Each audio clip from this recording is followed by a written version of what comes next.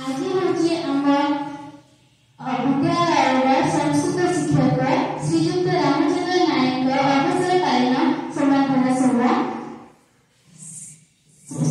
श्रीजुक्त रामचंद्र नायक जे होती आम विद्यालय जन संस्कृत शिक्षक। प्रतिदिन आम प्रे क्लास सब कथा केते भल भाव कहती एवं श्रृंखला रक्षा करने बहुत उपदेश देती भल पाठ पढ़ाई भल मनुष्य किए हुए निज गाँ स्कूल बापा माँ ना रखापी मत गोटे कथा कहते कि शिक्षा चारिकांत भीतर सीमित नुहे से कथा को मो हृदय ग्रहण करी शिक्षा को मोर शिक्षा वर्ष को भल भाव मोर कार्य को भल भाव तुलना चेष्टा करेगा।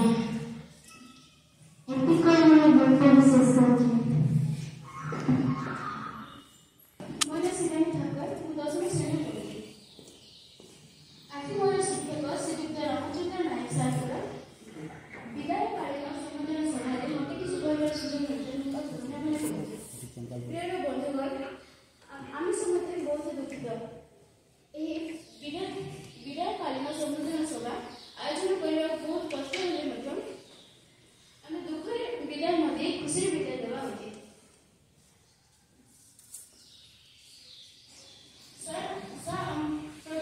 प्राथमिक क्लास रे भल भल कथा पढ़ती एवं क्लास बसता रखी शिक्षण कथा सब प्रत्येक इवेंट कार्यक्रम संगठन में सर अति सहज एवं सुंदर भाव में तुले दिखती।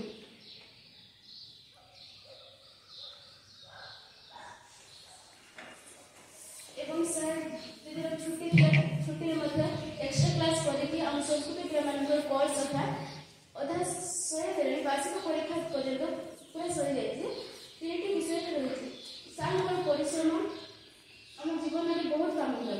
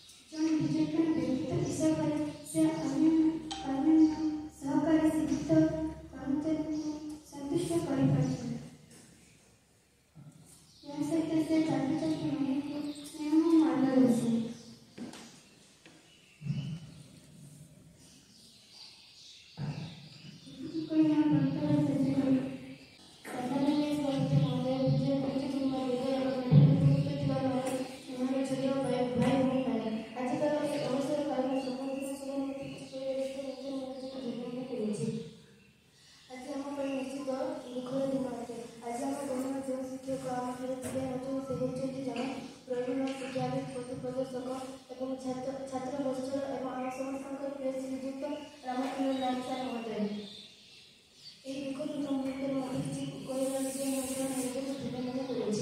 अंचल समय समय शिक्षित व्यक्ति सृष्टि कर विचक्षण व्यक्तित्व हिसाब से अन्य सहकारी शिक्षक कर्मचारी अभिभावक सरकार ऑफिसर कर्मचारी मान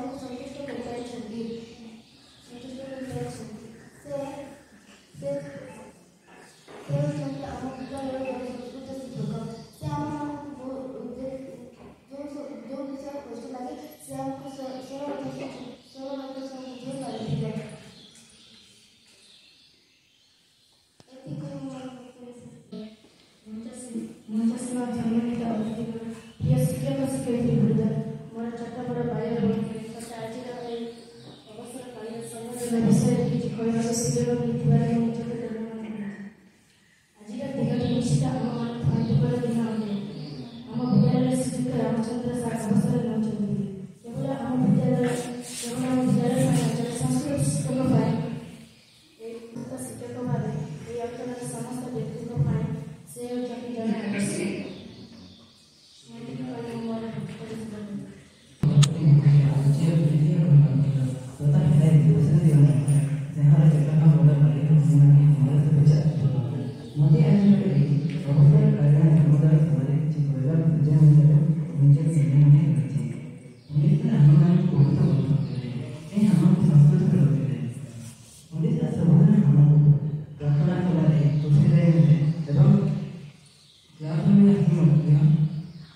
ଉପଦେଶ ଦେଇଥିଲେ। ତାହାଙ୍କର ସୁଖମୟ ଜୀବନଯାତ୍ରା ଭୟରେ କଲେ। ଠିକ ମୁହଁରେ ଉତ୍ତର ଦେଇ ରହୁଛନ୍ତି। ମୋର କ'ଣ ମଝିରେ କାଳିଆ ମମତା ଅଭିପ୍ରାୟ ମୋତେ କିଛି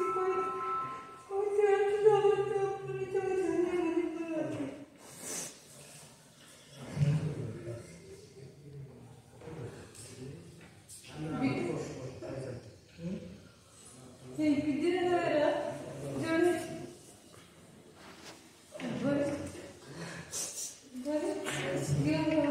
ବିଦ୍ୟାଳୟ ପାଳନ ସମ୍ବର୍ଦ୍ଧନାରେ ବହୁତ ଦୁଃଖିତ, କାହିଁକିନା ସେ ଆମ ସବୁବେଳେ କ୍ଲାସ୍ ଛିଡ଼ା ଫୁଟେଇ ଦୁଇ ପଦ ଅନୁଚିନ୍ତା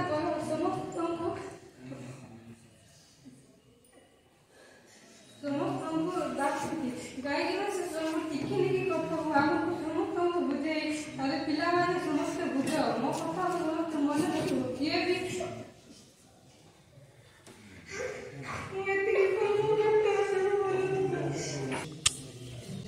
ଆମ ଛାତ୍ରଛାତ୍ରୀମାନେ ତାଙ୍କ ମନରେ ଯେଉଁ ସବୁ ବେଦନା ଥିଲା ବା ସେ ସାର୍ ଦ୍ୱାରା ଯାହା ବ୍ରେକ୍ କରିଥିଲେ ସମସ୍ତ ବିଷୟକୁ ଏଇଠି ସମସ୍ତ ସଭା ଆଗରେ ଉପସ୍ଥାପନା କରିଲେ ଏବଂ ବହୁତ ମାନେ ଯାହା ସେମାନେ ଅନୁଭବ କରିଥିଲେ ସମସ୍ତ ବିଷୟକୁ ଏଇଠି ସେମାନେ ଉପସ୍ଥାପନା କରୁଛନ୍ତି। ତେଣୁ ତାଙ୍କର ମନରେ ଅନେକ ଦୁଃଖ ଅଛି, ଆମ ମନରେ ବି ଦୁଃଖ ଅଛି। ସେ ପ୍ରକାର ଶିକ୍ଷକକୁ ଯିଏ ହରେଇବ ତା ମନରେ କାମ ବା ଦୁଃଖ ନ ରହିବ। ନିଶ୍ଚିତ ଭାବରେ ଦୁଃଖ ଅଛି ଏବଂ ଥରେ ଆମର ଜୟନ୍ତୀ ମ୍ୟାଡ଼ାମ କହିଲା ପରି ପାଇବା ଅନେକ ଶିକ୍ଷକକୁ ଆମେ ପାଇବା, କିନ୍ତୁ ବୋଧ ହୁଏ ସଂସ୍କୃତ ସାର୍ ରାମଚନ୍ଦ୍ର ନାୟକ ସାର୍ ପରି ସାର୍ ମଧ୍ୟ ଆମେ ଆଗାମୀ ଦିନରେ ପାଇବୁ କି ନାହିଁ ସେଇଟା ସନ୍ଦେହର ଭିତରେ ରହିଛି। ଠିକ ଅଛି, ଏବେ ଏଠାରେ ମଞ୍ଚାସୀନ ଅତିଥିମାନଙ୍କୁ ମୁଁ ଅନୁରୋଧ କରୁଛି ଯେ ସେମାନଙ୍କର ବିଦାୟୀ ବନ୍ଧୁ ରାମଚନ୍ଦ୍ର ନାୟକ ସାର୍ଙ୍କ ଉଦ୍ଦେଶ୍ୟରେ କିଛି ଅଭିଭାଷଣ ପ୍ରଦାନ କରିବା।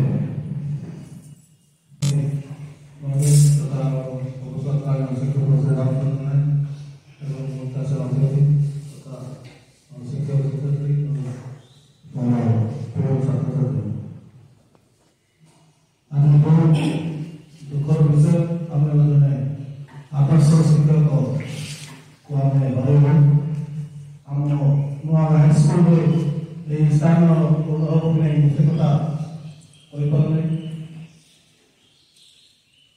ଯାହା ହଉ ତାଙ୍କେ ଆମର ମନ୍ଦିର ପରିଚାଳନାରେ ଆମକୁ ବହୁତ ସାହାଯ୍ୟ କରୁଛନ୍ତି ଏବଂ ସବୁବେଳେ ପରାମର୍ଶ ଦେଇ ଆସୁଥିବାରୁ ଆମର ମନ୍ଦିର ପରିଚାଳନା କମିଟିର ସଭାପତି ତାଙ୍କୁ ଧନ୍ୟବାଦ ଅର୍ପଣ କରୁଛି ଏବଂ ଆମର ଅଞ୍ଚଳବାସୀଙ୍କ ତରଫରୁ କିଏ ଯେଉଁ ପଞ୍ଚାୟତ ଅଛନ୍ତି ଯାହା ପ୍ରଦାନ କରୁଛୁ ସେଥିପାଇଁ ମୁଁ ତାଙ୍କୁ ପ୍ରାର୍ଥନା କରୁଛି।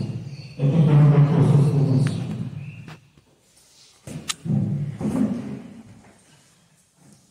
ଆଜିର ଏହି ଅବସରକାଳୀନ ସମ୍ବର୍ଦ୍ଧନାରେ ମୁଁ ଉପସ୍ଥିତ ଥିବା ଏହି ସ୍କୁଲର ଶିକ୍ଷକ ଶିକ୍ଷୟିତ୍ରୀ ଏବଂ ଛାତ୍ରଛାତ୍ରୀ ଆମ ଅଞ୍ଚଳରୁ ଆସିଥିବା ଗାଁର ବିଭିନ୍ନ ବ୍ୟକ୍ତିମାନଙ୍କୁ ମୋର ନମସ୍କାର ଏବଂ ଜୁହାର। ସାରଙ୍କ କହିଲା ଭଳିଆ ଶ୍ରୀଯୁକ୍ତ ରାମଚନ୍ଦ୍ର ନାୟକ ମୁଁ ତାଙ୍କର ଛାତ୍ର ନହେଲେ ମଧ୍ୟ ମୁଁ ତାଙ୍କ ପାଖରେ ସବୁବେଳେ ଋଣୀ, କାହିଁକିନା ମୋତେ ସବୁବେଳେ ମାନେ ଉଦ୍ଦେଶ୍ୟ କ'ଣ ଉଦ୍ଦେଶ୍ୟ ଦେବ ମୁଁ ନିଜେ ଜାଣିଛି, ସାର୍ ଜାଣିଛନ୍ତି। ଏବଂ ଆମ ଅଞ୍ଚଳରେ এই ପଞ୍ଚାୟତ ରେସିଡେନ୍ସିଆଲ ପଞ୍ଚାୟତର ଲୋକ, ଛୁଆ, ଶିଶୁ ଲୋକ, ସ୍ତ୍ରୀ ଲୋକମାନେ, ଆମର ଷ୍ଟୁଡେଣ୍ଟ ମାନେ, ଭଦ୍ରବ୍ୟକ୍ତିଗଣ ସମସ୍ତେ ସଂସ୍କୃତ ସାର୍ଙ୍କୁ ସମସ୍ତେ ଜାଣିଛନ୍ତି, କିଏ ନ ଜାଣି ନାହିଁ ଆମ ପଞ୍ଚାୟତରେ। ଏବଂ ଆମ ଅଞ୍ଚଳର କୋଟପାଟ ରଥଯାତ୍ରାରେ ମଧ୍ୟ ସାର୍ ଅଭିଭାଷଣ ଦେବାକୁ ଯାଆନ୍ତି। ମୋତେ ପଚାରନ୍ତି ଏ ସାର୍ କୋଉଠି ଲୋକଟା, ବାହାର ଲୋକଟା ବୋଧେ। ମୁଁ କହିଛି, ମୁଁ ଗର୍ବ କରି କହିଛି ଆମ ପଞ୍ଚାୟତର ସ୍କୁଲର ପଣ୍ଡିତ ସାର୍ ବଢ଼ିଆ ଲୋକ, ସବୁ ଜାଗାରେ ସେମାନେ ପାର୍ଟିସିପେସନ୍ କରନ୍ତି ବୋଲି ମୋତେ ମୋ ସାଙ୍ଗମାନେ କୁହନ୍ତି, ଲୋକମାନେ ବି କୁହନ୍ତି। ମୋ ପଞ୍ଚାୟତର ପ୍ରତ୍ୟେକ ଜାଗାରେ ମୋତେ ସାହାଯ୍ୟ କରନ୍ତି।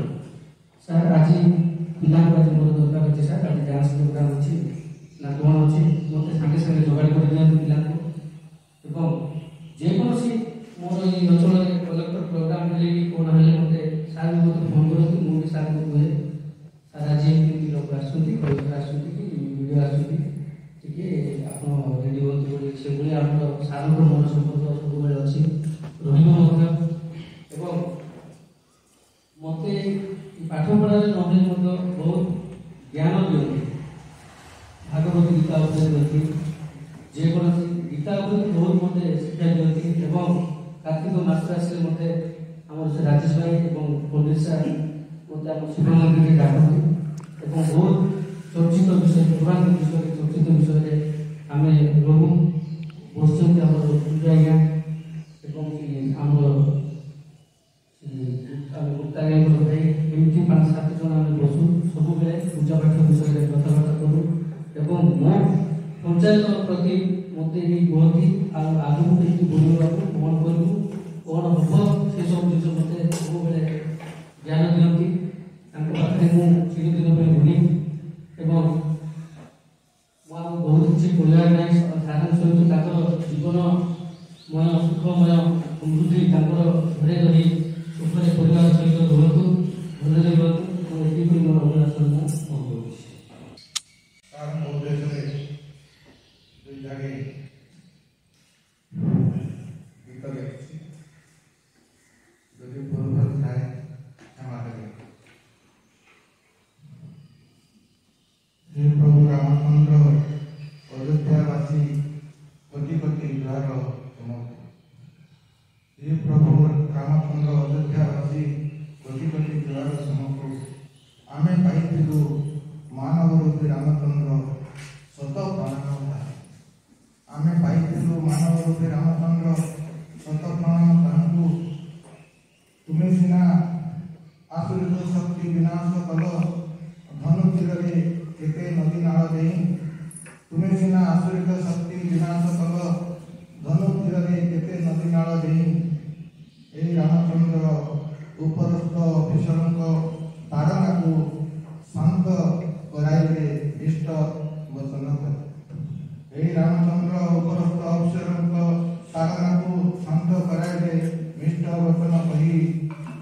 ହେ ପ୍ରଭୁ ରାମଚନ୍ଦ୍ର, ଆପଣଙ୍କ ଭକ୍ତକୁ ପାଦ ତଳେ ଆଶ୍ରୟ ଦିଅ, ଏତିକି ଗୁହାରି କରୁଛି। ସାଧାରଣତଃ କବି ଭୁଲ ଭାଲ ଥିଲେ ସାର୍ ଆଗରେ କ୍ଷମା ମାଗୁଛି। ବିଦାୟ କାଳର ସଭାର ସଭାପତି ମହୋଦୟ, ବିଦାୟ ବନ୍ଧୁ ରାମଚନ୍ଦ୍ର ସାର୍, ମଞ୍ଚାସୀନ ଅତିଥିଗଣ, ବିଦ୍ୟାଳୟର ଗୁରୁଜୀ ଗୁରୁମାବୃନ୍ଦ, ସ୍ନେହର ଛାତ୍ରଛାତ୍ରୀମାନେ, ବିଚ୍ଛେଦ ବଡ଼ କଷ୍ଟଦାୟକ। 2 ଦିନ ପରେ ସେ ଆଉ ଆମ ମନରେ ନଥିବେ, ବହୁତ ଦୂରକୁ ଚାଲିଯିବେ। ସେ ଯେଉଁ ପଣ୍ଡିତ ଆଖ୍ୟା ପାଇଥିଲେ ବା ପଣ୍ଡିତ ଉପାଧି ତାଙ୍କୁ ସରକାରଙ୍କ ତରଫରୁ ମିଳିଥିଲା, ଯଥାର୍ଥରେ ସେ ପ୍ରତିପାଦନ କରିଛନ୍ତି। ଏଇଭଳିଆ ପଣ୍ଡିତ ସାର୍ଙ୍କୁ ପାଇବା ବଡ଼ କଷ୍ଟକର। ମୋ ଜୀବନରେ ଅନେକ ପଣ୍ଡିତଙ୍କୁ ମୁଁ ଦେଖିଛି, କିନ୍ତୁ ରାମଚନ୍ଦ୍ର ଭଳିଆ ଜଣେ ପଣ୍ଡିତ ସାର୍ ସମସ୍ତଙ୍କ ଠାରୁ ଅନ୍ୟ। ତାଙ୍କର ଜ୍ଞାନର ସାଗର ମାପିବା କଷ୍ଟକର। ସେ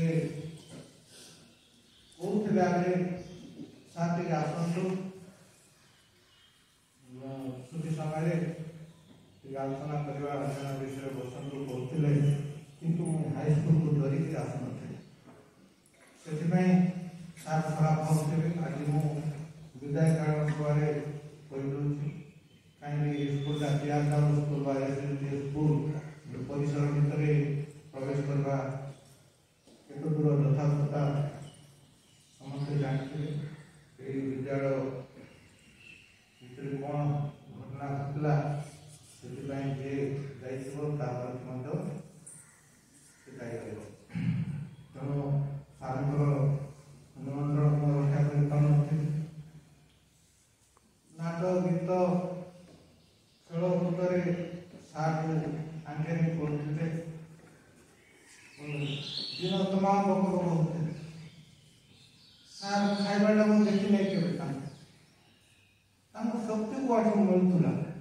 ସେ ଦିନ ସାରା ବକ ବକ ହଉଥିଲେ, ମଣିଷ ଆଶ୍ଚର୍ଯ୍ୟ ହେଇଯାଉଥିଲେ। ଆମେ ଦେଖିବା ଲୋକ ଠକି ଯାଉଥିଲୁ, ତାଙ୍କେ ଠକୁ ନଥିଲେ। ସାର୍ ସବୁବେଳେ ନା ସାର୍ ବନ୍ଦ କରିବ ନା ଏଇଟା ଅଛି ସାରିଲା ପରେ ବନ୍ଦ କରିବ, ଏସବୁ କଥା କହୁଥିଲେ। ଆମେ ତାଙ୍କଠାରେ ଋଣୀ ରହିବୁ, ତାଙ୍କଠାରୁ ପରାମର୍ଶ ନେଇ ପଟୁଆ କେମିତି ପରିଚାଳନା କରାଯିବ ସେ ବିଷୟରେ ମଧ୍ୟ ଆଲୋଚନା କରୁଥିଲୁ। ସେ ମଧ୍ୟ ସହଯୋଗ କରି ଝିଅ ପିଲାକୁ ପଠାଉଥିଲେ। ଏଇ ବର୍ଷ ବାହାର ଝିଅ ପିଲା ଜଣେ 10th ପାସ୍ କରିଥିଲେ। କାହିଁକିନା ନୂଆ ହେଡ୍ ସାର୍ ଜଣେ ଆସିଛନ୍ତି, ତାଙ୍କୁ କହିବା କ'ଣ କହିବେ, ତେଣୁକରି ଟିକେ ଆମେ ଟିକେ ସଙ୍କୋଚ ରହିଗଲୁ। ଆଉ 10th ଯିଏ ପରୀକ୍ଷା ଦେଇଛନ୍ତି ସେ ଝିଅ ଦୁଇଟାକୁ ସାର୍ କହିଲେ, ମୁଁ କହିଲି ସେ ଦୁଇଟା ଝିଅକୁ ସେ ପଟୁଆରେ ସଜେଇକି ତେଣୁ ସାର୍କୁ ଧନ୍ୟବାଦ ଦେଉଛି। ସାର୍ଙ୍କର କଥା କେତେ ପକାଣ୍ଡ ମଧ୍ୟ ସରିବ ନାହିଁ। ସାର୍ ଯୋଉଠି ଥିବେ এই ଅଞ୍ଚଳ ପାଇଁ ତାଙ୍କର ସହାନୁଭୂତି ଥାଉ, ଶ୍ରଦ୍ଧା ଥାଉ। ଆମକୁ ଭୁଲି ନ ଯାଆନ୍ତୁ, ମଝିରେ ମଝିରେ ଫୋନ୍ ଟିକେ କରିଥାନ୍ତୁ। ତାଙ୍କର ସମୁଦ୍ର ବାଣୀ ନିଷ୍ଠ ବଚନ ଆମ ପାଇଁ ପ୍ରେରଣା ଦେବ। ଆମେ ସାରଙ୍କଠାରେ ଋଣୀ ରହିଛୁ। ତାଙ୍କର ବହୁତ କଥା, ପୌରାଣିକ କଥା, ମୁଁ ରିସେଣ୍ଟଲି ଗୋଟେ କଥା ପଚାରିଥିଲି, ସେ ଗୀତ ମାଧ୍ୟମରେ କେତେ କଥା ମୁଁ ସ୍ତ୍ରୀପଦ କହିଲି, ସେ 5-10 ମିନିଟ୍ ସେ ଉପରେ ସେ ତର୍ଜମା ବୁଝେଇଲେ ମୋତେ। ଏମିତି ଅନେକ କଥା ଶିଖିବାର ଥିଲା, କିନ୍ତୁ ସେ ତ ଆଜି ଆମ ଗହଣରେ ରହିପାରିବେ ନାହିଁ, ସରକାରଙ୍କର ନିର୍ଦ୍ଦେଶ। ତେଣୁ ସାର୍ଙ୍କର ଆଉ ବାକି ଜୀବନ ଆନନ୍ଦରେ କଟୁ, ପରିବାର ସହିତ ଶାନ୍ତିରେ ରହନ୍ତୁ, ଏହା ଆମର କାମନା, ଭଗବାନଙ୍କର ପ୍ରାର୍ଥନା। ତାଙ୍କର ଯେଉଁ ଜୀବନ ଆନନ୍ଦମୟ ହଉ, ଏତିକି ଭଗବାନ ତାଙ୍କ ପ୍ରାର୍ଥନା, ଏତିକି କହି ମୋର ବକ୍ତବ୍ୟ ବସ କରୁଛି।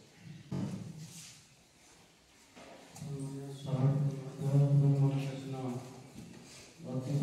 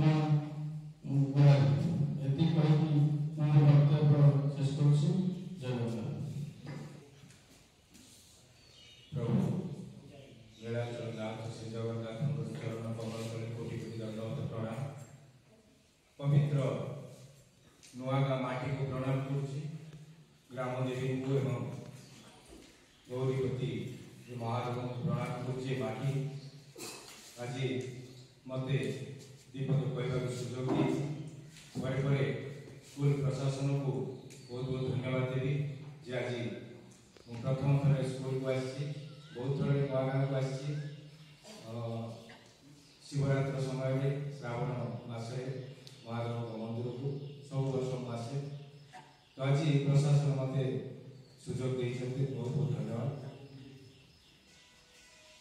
विदायकालीन संबर्धना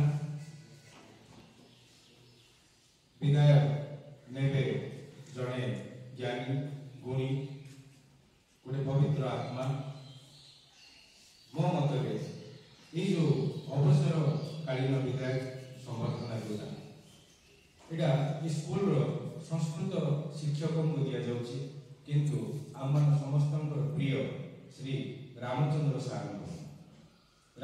सार को विदाय आम केबे भी दे पारिबा नै। से आम समस्त हृदय अछंती समस्त मन अछंती तांकर पवित्र वाणी जोगु तांकर उचित चिंताधारा जोगु तांकर मार्ग दर्शन हेतु से आम समस्त हृदय चिर स्थानित। तेणु आम बंचिथिबा जाए से पवित्र आत्माटी को से पवित्र मनुष्यटी को आम केबे विदायकालीन संबर्धना दे पारिबानी। हाँ सरकारी भाव में स्कूल रु गोटे संस्कृत शिक्षक को आम विदायकालीन संबर्धना दे पार। मु सार सहित गत किछि वर्ष है देखा साक्षात चिन्हा परिचय ये जो चिन्हा परिचय प्रभु श्री जगन्नाथ जोगु आशीर्वाद हेतु आमर परिचय होता। रथ दांडे प्रति वर्ष श्रीगुंडीचार और बाहुड़ा यात्रा आम उद्घोषक आम समस्ते मिसिकी प्रभु विषय आम जहाँ जाचु ता लोक आम जनाऊ। तो ये जो वर्ष को दीथर मिसी केते वर्ष है मिसी ता भर मुझे जाना पाइली जे बहुत पुण्य करथिले ये जन्म मिले बहुत कौन कहे प्रभुंर आशीर्वाद थिले ये जन्म मिले जी कि प्रभु श्री जगन्नाथ विषय लोक तन्न तन्न करी टिट पिट भाव में बुझे पारे ताहा भी एक पवित्र दिन में श्री गुंडीचा महाप्रभु श्री जगन्नाथ चरण तले गोटे कामना से कामना होची जे प्रभु रामचंद्र सार को जो जगार जो गाँव जो भी रखे से माटी जगन्नाथ माटी से जगह जगन्नाथ जगह से पानी पवन सब श्री जगन्नाथ। तेणु आपणकर आश्रित आपणकर आशीर्वाद परिपूर्ण श्री रामचंद्र सार को चिर साहु सदा सर्वदा आप कोड़े एति मोर वक्तव्य। जय जगन्नाथ। अवसर कालीन संबर्धना सभा आज मंचासीन समस्त अतिथि एवं विद्यालय शिक्षक शिक्षयित्री तथा अति प्रिय ए विद्यालय छात्र छात्री निश्चित रूप से मन में समस्त कष्ट अच्छी दुख अच्छी किंतु सृष्टि स्थिति और विलय तीन टा जिनिस आपण मैंने जानते मुझे जानी समस्ते जानी गोटे जिनिस तैयारी हुए कि जन्म लिए किसी समय हुए तापर तार विदाय हो जाए भोजी जाए कि भांगी जाए कि आम दूर को चली जाए ठीक नाई कन्या शरीरटा हुए तो बहुत दूर को चली जीव भद्रक जोड़ कि आम आम जीवन काल में किए किए पहुंची पार्बा किए ना से भगवान को निर्देश नाई कन्या सहित मिसवा एक जगन्नाथ आशीर्वाद आम जो जयंत भाई जयंत भाई को तो बहुत बड़ा अवदान अच्छे जगन्नाथ आशीर्वाद तो पूर्व मु वर्षे दु वर्ष जाइए चली आसी किसी कही जगन्नाथ विषय सारे भेट भाग ना उच्च विद्यालय सरकारी उच्च विद्यालय कोटपाड़े परवर्ती समय दुजन मिस्त्री एवं ये किसी वर्ष समस्ते मिसिकी आगे जाइलु आपण मैंने कौन ए वर्ष को कोटपाड़ बड़दाण्ड भी निस्तब्ध हो रामनायक सार से जगन्नाथ संस्कृति पर जो अगाध पांडित्य अच्छी कई भी शुणी पारे ना सरकार से दुख लगुच ये प्रार्थना करी मन में बहुत दुख अच्छी बहुत दुख अच्छी सार को हरैकी भाया व्यक्ति जी अच्छा अनेक किसी शिखबार था किंतु आम शिखी पार्नु ना तथापि श्री जगन्नाथ निकट में ये गुहारी करमी जे आगामी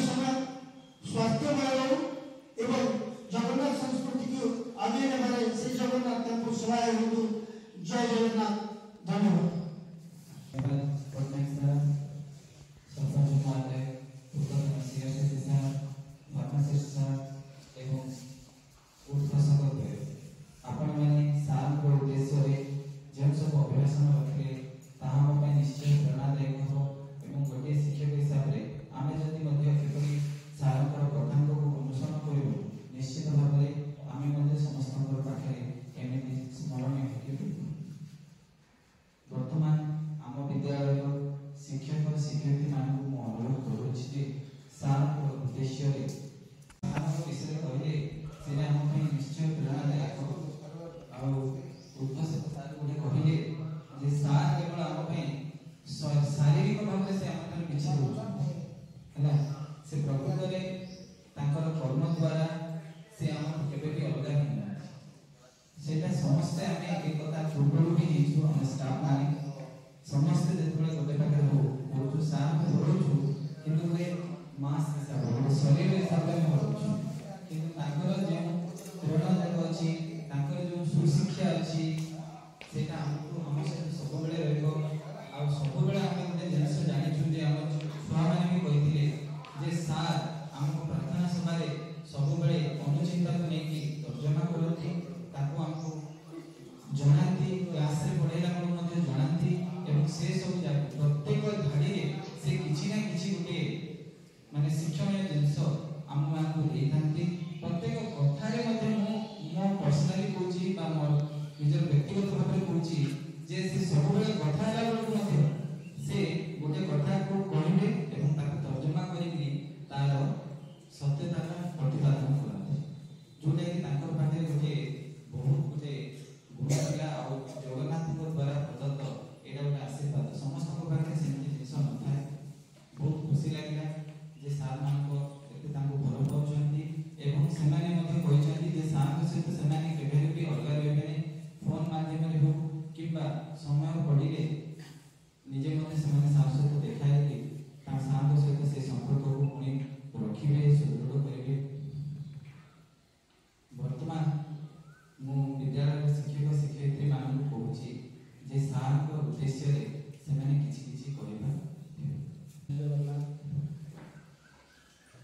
आजिकार अवसरकालीन उत्तरदायक संवर्धना सह अवसर नहीं सारी अवसर नहीं प्रिय अति प्रिय आदर अमित सार श्रीजुक्त रामचंद्र नायक सार महोदय को प्रणाम एवं आजिकार सभार सभापति महोदय एवं मोर अन्य अतिथि वृंद एवं मोर सहकर्मी सार एवं मैडम मैंने छात्र आज आम गोटे दुखर दिवस दुखर समय सार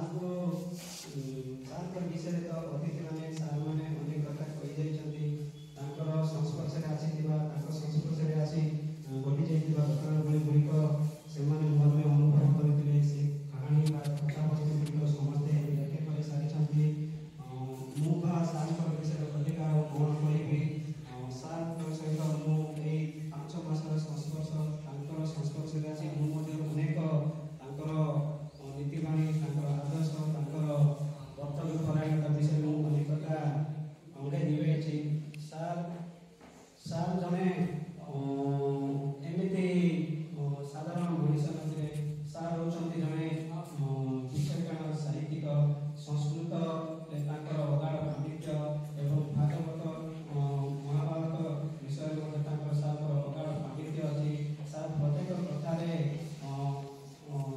पांडित्यर नीतिबाणी को संयोग कर आमको नीति शिक्षा देउथिले मु सार केतेक कथा वस्तु को नीति शिक्षा को मु सब अनुभव करिकिना सार सब कहे सार एटा हमर जीवन वास्तव कथा वास्तव पक्षे एटा हम जीवन को वास्तविक करि पारे बोली अनेक तर मु सार कहि तेणु सार ए विधायकालीन अवसर में मु कहबी सार गोटे सरकारी नीति नियम सरकारी कटकणा सरकार से बंधन से मुक्त होती सरकार तो सरकार तरफ से आम विदाय नहीं जाऊे किंतु मुझे सार ସାର୍ ଯଦି ବିଦାୟ ନେଲେ ମଧ୍ୟ ଦୁଃଖ ପ୍ରକାଶ ନ କରନ୍ତୁ, ଆମ ସହିତ ସମ୍ପର୍କରେ ରୁହନ୍ତୁ, କି କଷ୍ଟ ଅନୁଭବ ନ କରନ୍ତୁ।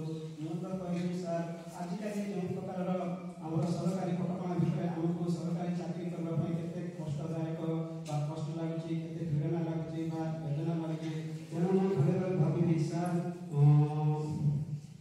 ସୁଖରେ ତାଙ୍କର ସମୟକୁ ଅତିବାହିତ କଲେ, ତାପରେ ତାଙ୍କର ଅବସର ସମୟଟା ସୁଖମୟ ହେଉ, ଶାନ୍ତିମୟ ହେଉ ବୋଲି ମୁଁ ସବୁବେଳେ କାମନା କରେ। ତେଣୁ ଅବସର ସମୟଟା ତାଙ୍କର ଗୋଟେ ଆନନ୍ଦମୟ ଜୀବନ ହବ ବୋଲି ମୁଁ ଆଶା କରିବି ବା ଆଶା କରେ।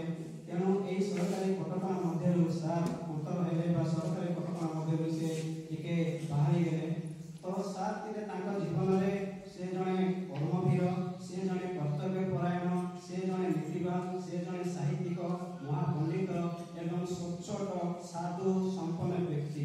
ସେ ତାଙ୍କ ଜୀବନ କାଳ ଭିତରେ ସେ କେବେ କୌଣସି କ୍ଷେତ୍ରରେ ମଧ୍ୟ ଲୋଲୁପ ପ୍ରଦର୍ଶନ କରିନାହାନ୍ତି କିମ୍ବା ଆମେ ଯେମିତି ଲୋଭ ଦେଖାଉ, ଲୋଭ ରଖିକିନା କିଛି ଉଦ୍ଦେଶ୍ୟ ରଖିକିନା ଆମେ କୌଣସି ଜାଗାରେ ସଂଶ୍ଳିଷ୍ଟ ହେଇଥାଉ ବା ଜଡ଼ିତ ହେଇଥାଉ, ସାର୍ କିନ୍ତୁ କୌଣସି ଉଦ୍ଦେଶ୍ୟ ନ ରଖି ସବୁ କ୍ଷେତ୍ରରେ ସେ ଜଡ଼ିତ ହୁଅନ୍ତି। ଯେମିତିକି ସାର୍ ମାନେ ଆଜି କହୁଛନ୍ତି ଆମ କୋଟପାଡ଼ ଅଞ୍ଚଳର ବା କୋଟପାଡ଼ ବ୍ଲକ ଅଞ୍ଚଳର ଯେଉଁ ସାର୍ ମାନେ ଆସିକିନା ଏଠି କହିଛନ୍ତି, ସାର୍ଙ୍କର ସେଠି କ'ଣ ଥିଲା, କ'ଣ ଲାଳସା ଥିଲା ବା ତାଙ୍କର କ'ଣ ଅଭିଳାଷ ଥିଲା ଯେ ସେ ଯାଇ କୋଟପାଡ଼ର ସେଇ ରଥଯାତ୍ରା ମାନଙ୍କରେ ଯାଇ ତାଙ୍କର ସଂସ୍କୃତି, ତାଙ୍କର ଜ୍ଞାନ, ତାଙ୍କର ସେ ଜଗନ୍ନାଥଙ୍କ ପ୍ରତି ରହିଥିବା ସେ ପ୍ରେମକୁ ସେ ସେଠି ଯାଇକି ଅବମାନ କରେ। ତ ସାର୍ ସବୁବେଳେ ସେ ଚାହୁଁଥିଲେ କିଛି ଅଞ୍ଚଳର ଉନ୍ନତି ବା ପିଲାମାନଙ୍କର ଉନ୍ନତି, ଜଗନ୍ନାଥ ସଂସ୍କୃତିର ବିକାଶର ଏବଂ ସାହିତ୍ୟର ଉଚ୍ଚତର କାମନା କରୁଥିଲେ। ସାର୍ଙ୍କୁ ମୁଁ ଅନେକ ଥର କହିଛି, ସାର୍ଙ୍କର କେତୋଟି କଥାକୁ ଶୁଣି, ସାର୍ ଆପଣ ସାହିତ୍ୟ ବ୍ୟବହାର ସହିତ ସବୁବେଳେ ଜଡ଼ିତ ହେଇକି ରହିଥାନ୍ତି ସାର୍। ସାହିତ୍ୟର ଯେଉଁ ଆମର ଓଡ଼ିଆ ସାହିତ୍ୟ ଏକାଡେମୀ ଅଛି ସାର୍, ତାହିଁରେ ମଧ୍ୟ ଆପଣ ଟିକେ ଇନଭଲ୍ଭ ହୁଅନ୍ତୁ ସାର୍। ସାହିତ୍ୟକୁ ଆପଣ ଅଧିକା ବଞ୍ଚାଇ ନେଇପାରିବେ ସାର୍ ବୋଲି ସାର୍ଙ୍କୁ ମୁଁ ଏତେ ଥର କହିଛି। ତେଣୁ ସାର୍ ଜଣେ ବେଶୀ ସଚ୍ଚୋଟ ବ୍ୟକ୍ତି ଥିଲେ, ସାର୍ ଜଣେ ସାଧୁ ଥିଲେ, ସାର୍ ଜଣେ ଜ୍ଞାନୀ ଥିଲେ। ସାର୍ଙ୍କର କୋଉ କଥା କହିଲେ ଆଉ ବୋଲେ ଯେଉଁ ଶବ୍ଦ ଗୁଡ଼ିକ ପ୍ରୟୋଗ କଲେ ମଧ୍ୟ ବୋଧେ ଭାବେ ସାର୍ଙ୍କର ପାଇଁ ଉଣା ହେଇପାରେ। ସାର୍ ଆମେମାନେ ଟିକେ ବିଦ୍ୟାଳୟ ପ୍ରତି ଅବହେଳା କରିଥାଇପାରୁ କିମ୍ବା ବିଦ୍ୟାଳୟର କାର୍ଯ୍ୟକ୍ରମ ପ୍ରତି ଆମେ ଟିକେ ନେଗ୍ଲେକ୍ଟ କରିଥାଇପାରୁ, କିନ୍ତୁ ସାର୍ ଯେତେବେଳେ ତାଙ୍କ ଏତେ କର୍ମତତ୍ପର ଜୀବନ ଭିତରେ ମଧ୍ୟ ଯେତେବେଳେ ଉଷ୍ଣ ଘଣ୍ଟି ଟନ୍ ଟନ୍ କରି ବାଜି ଯାଉଥିଲା, ସେହି ସମୟକୁ ସେ ଶୁଣିଲା ମାତ୍ରେ ସବୁ କାମ ଦାମକୁ ଶେଷ କରି ସେ ପ୍ୟାଣ୍ଟ ସାର୍ଟ ଗୋଳାଇ ହେଇ ସିଧା ପିଲାମାନଙ୍କର ଫେଭରେଟ୍ କ୍ଲାସରେ ଆସିକିନା ଉପସ୍ଥିତ ହେଇଯାଉଥିଲେ।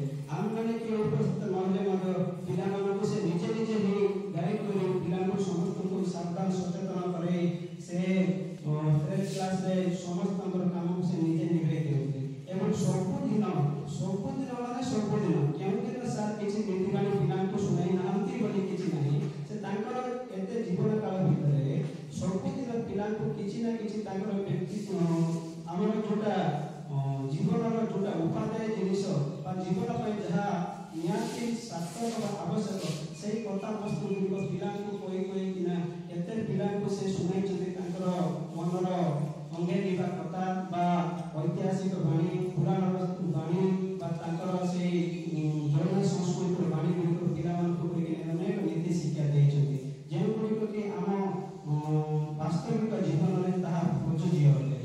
ତ ସେମିତି ସାର୍ଙ୍କର ଏ ବିଦ୍ୟାଳୟଟା ଥିଲା ଗୋଟେ ତପଭୂମି।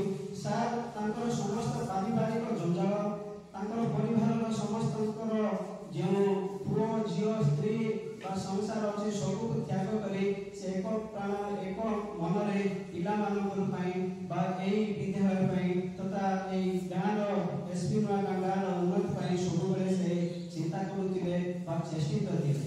ତ ସବୁବେଳେ ସାର୍ ଲୋକ ସମ୍ପର୍କ ରକ୍ଷା କରିବା ପାଇଁ ସବୁବେଳେ ଚାହାନ୍ତି, ଲୋକଙ୍କ ସହିତ ଜଡ଼ିତ ହେଇକିନା ରହିବା ପାଇଁ ଚାହାନ୍ତି, ଲୋକ ସଂସ୍କୃତି, କଳା, ସ୍ଥାପତ୍ୟ, ଭାସ୍କର୍ଯ୍ୟ ବା ସାହିତ୍ୟକୁ ବଞ୍ଚାଇ ରଖିବା ପାଇଁ ସେ ସତତଃ ଚେଷ୍ଟା କରି ଆସିଛନ୍ତି। ତେଣୁ ସାର୍ଙ୍କୁ ସେହି କ୍ଷେତ୍ର ପାଇଁ ମୁଁ ସାର୍ଙ୍କୁ ସତତ ପ୍ରଣାମ ଜଣାଇବି।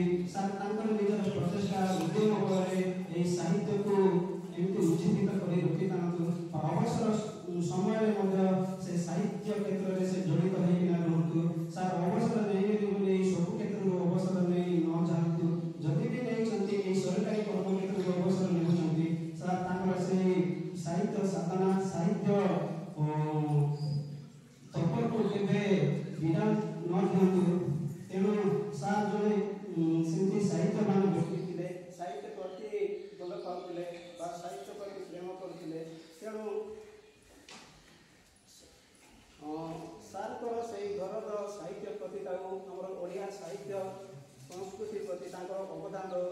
ତେଣୁ ସାର୍କୁ ବା କ'ଣ କୁହାଯାଇପାରେ, ସାର୍ ତ ଏକାଧାରରେ ସେମିତି କର୍ମଯୋଗୀ ଥିଲେ। ଯେମିତିକି ଆମେ କହୁ ଆମର କର୍ମଯୋଗୀ ବା କର୍ମବୀର ଗୌରୀଶଙ୍କର ରାୟ, ସେମିତି ଆମ ବିଦ୍ୟାଳୟ ପାଇଁ କର୍ମବୀର ଥିଲେ ରାମଚନ୍ଦ୍ର ନାୟକ ସାର୍। ତେଣୁ ତାଙ୍କର ଏହି କର୍ମମୟ ଜୀବନଟି କୁସୁମିତ ହେଉ। ମୁଁ ସାର୍ଙ୍କର ନିକଟରେ ଏତିକି ପ୍ରାର୍ଥନା କରିବି ଯେ ଆମେମାନେ ଆମର କର୍ମମୟ ଜୀବନରେ ବା ସାର୍ଙ୍କର ସଂସ୍ପର୍ଶରେ ଆସିଲା ପରେ ଆମେ କେବେ କେମିତି କାମଧାମରେ ଜାଣତରେ କିମ୍ବା ଅଜାଣତରେ ଆମେ କିଛି ଭୁଲ ଭଟକା କରିଦେଇ ଥାଇପାରୁ। ତେଣୁ ସାର୍ଙ୍କର ଏତିକି କ୍ଷମା ପ୍ରାର୍ଥନା କରିବି କି ଯଦି ଜାଣତରେ କିମ୍ବା ଅଜାଣତରେ ଭୁଲ ଭଟକା ହେଇଯାଇଛି ସାର୍, ଆମମାନଙ୍କୁ ସମସ୍ତଙ୍କୁ କ୍ଷମା କରିଦେବେ। ଏବଂ ଆପଣଙ୍କର ଅବସରକାଳୀନ ସମୟଟା ମୁଁ ଭଗବାନଙ୍କ ନିକଟରେ ଏତିକି ପ୍ରାର୍ଥନା କରିବି ସେହି ସମୟଟା ଆପଣଙ୍କର କୁସୁମିତ ହେଉ, ଆପଣଙ୍କର ଜୀବନକୁ ଭଗବାନ ସୁଖମୟ କରୁ, ଶାନ୍ତିମୟ କରୁ ଏବଂ ଆପଣଙ୍କର ସଂସାର ସହିତ ଆନନ୍ଦର ଦିନ ଅତିବାହିତ କରୁ ବୋଲି ମୁଁ ଭଗବାନଙ୍କ ନିକଟରେ ଏତିକି ନିବେଦନ କରୁଛି। ତେଣୁ ମୁଁ ସାର୍ଙ୍କ ବିଷୟରେ ଆଉ ଅଧିକା କହିବି ନାହିଁ। ସାର୍ଙ୍କର ତ ଶବ୍ଦଗୁଣ ଗୁଡ଼ିକ କେତେ ଅଛି, ଲୋକମାନେ ମଧ୍ୟ ସମାପ୍ତ ହେବ ନାହିଁ କିମ୍ବା ସେହି ଶବ୍ଦଗୁଡ଼ିକ ଯୋଡ଼ିଲେ ମଧ୍ୟ ଶବ୍ଦ ମିଳିବ ନାହିଁ। ତେଣୁ ସାର୍ଙ୍କର ସେହି ସାଧୁତାପଣିଆ, ସାର୍ଙ୍କର ସେହି ସଚୋଟପଣିଆ ପାଇଁ ମୁଁ ସାର୍ଙ୍କର ପାଖରେ ସତ କୃତଜ୍ଞତା ଜଣାଉଛି। ଆଜିକାର ଏହି ଅବସରକାଳୀନ ସମ୍ବର୍ଦ୍ଧନା ସଭାର ସଭାପତି ମହୋଦୟ, ମଞ୍ଚାସୀନ ସମସ୍ତ ଅତିଥି, ମୋର ସଭାପତିବୃନ୍ଦ ଓ ଶ୍ରଦ୍ଧା ଛାତ୍ର, ଆଜି ଏବଂ ଆଜିର ମୁଖ୍ୟ ଆକର୍ଷଣ ହେଉଛନ୍ତି ଆମର ପଣ୍ଡିତ ସାର୍ ଶ୍ରୀଯୁକ୍ତ ରାମଚନ୍ଦ୍ରନ।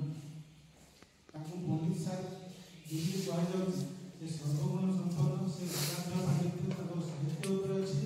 ସଂସ୍କୃତ ଭାଗବତ ହଉ ବା ପୁରାଣ ଜ୍ଞାନ ହଉ ବା ସମସ୍ତ ଜ୍ଞାନରେ ସେ ପଣ୍ଡିତ। ତାଙ୍କୁ ଆଜି ହରେଇକି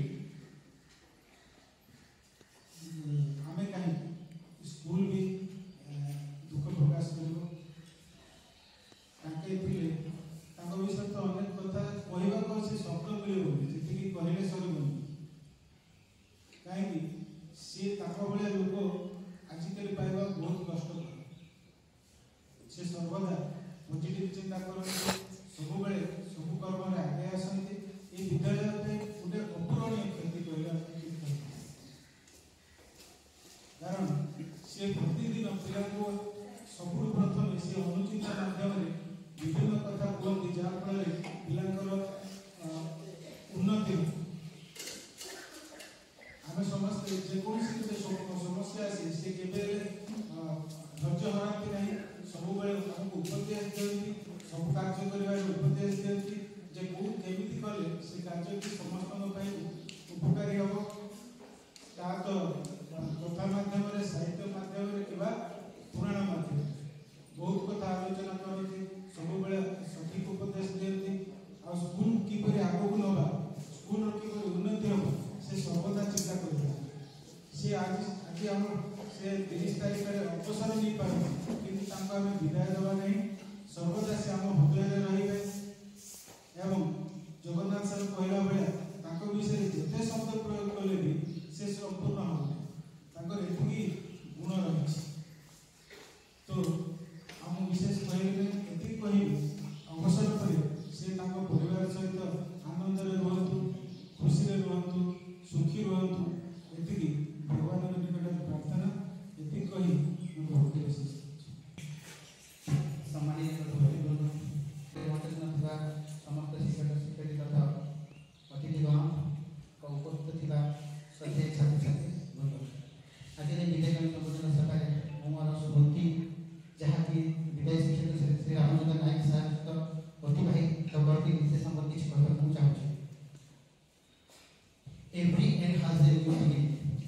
ସାର୍ଙ୍କ ଏହି କାର୍ଯ୍ୟକଳାପ ଶେଷ ହେଲା ପରେ ଆମେ କିଛି କହିପାରିବାନି, କାରଣ ସାର୍ ଭିତରେ ଏତେ କଳା ଭରିକି ଅଛି ଯେ ତାଙ୍କେ ଯୋଉଠି ଠିଆ କିଛି ନା କିଛି କରିକି ଦେଖେଇବେ।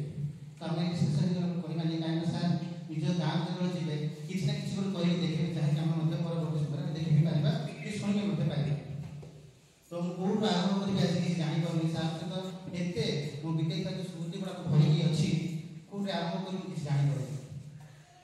ଯେତେବେଳେ ମୁଁ ଫାଷ୍ଟ ଜଏନିଂ କଲି 2021 ମସିହା ସେପ୍ଟେମ୍ବର 15 ତାରିଖ ଦିନ, କିଛି ଦିନ ଗଲା ପରେ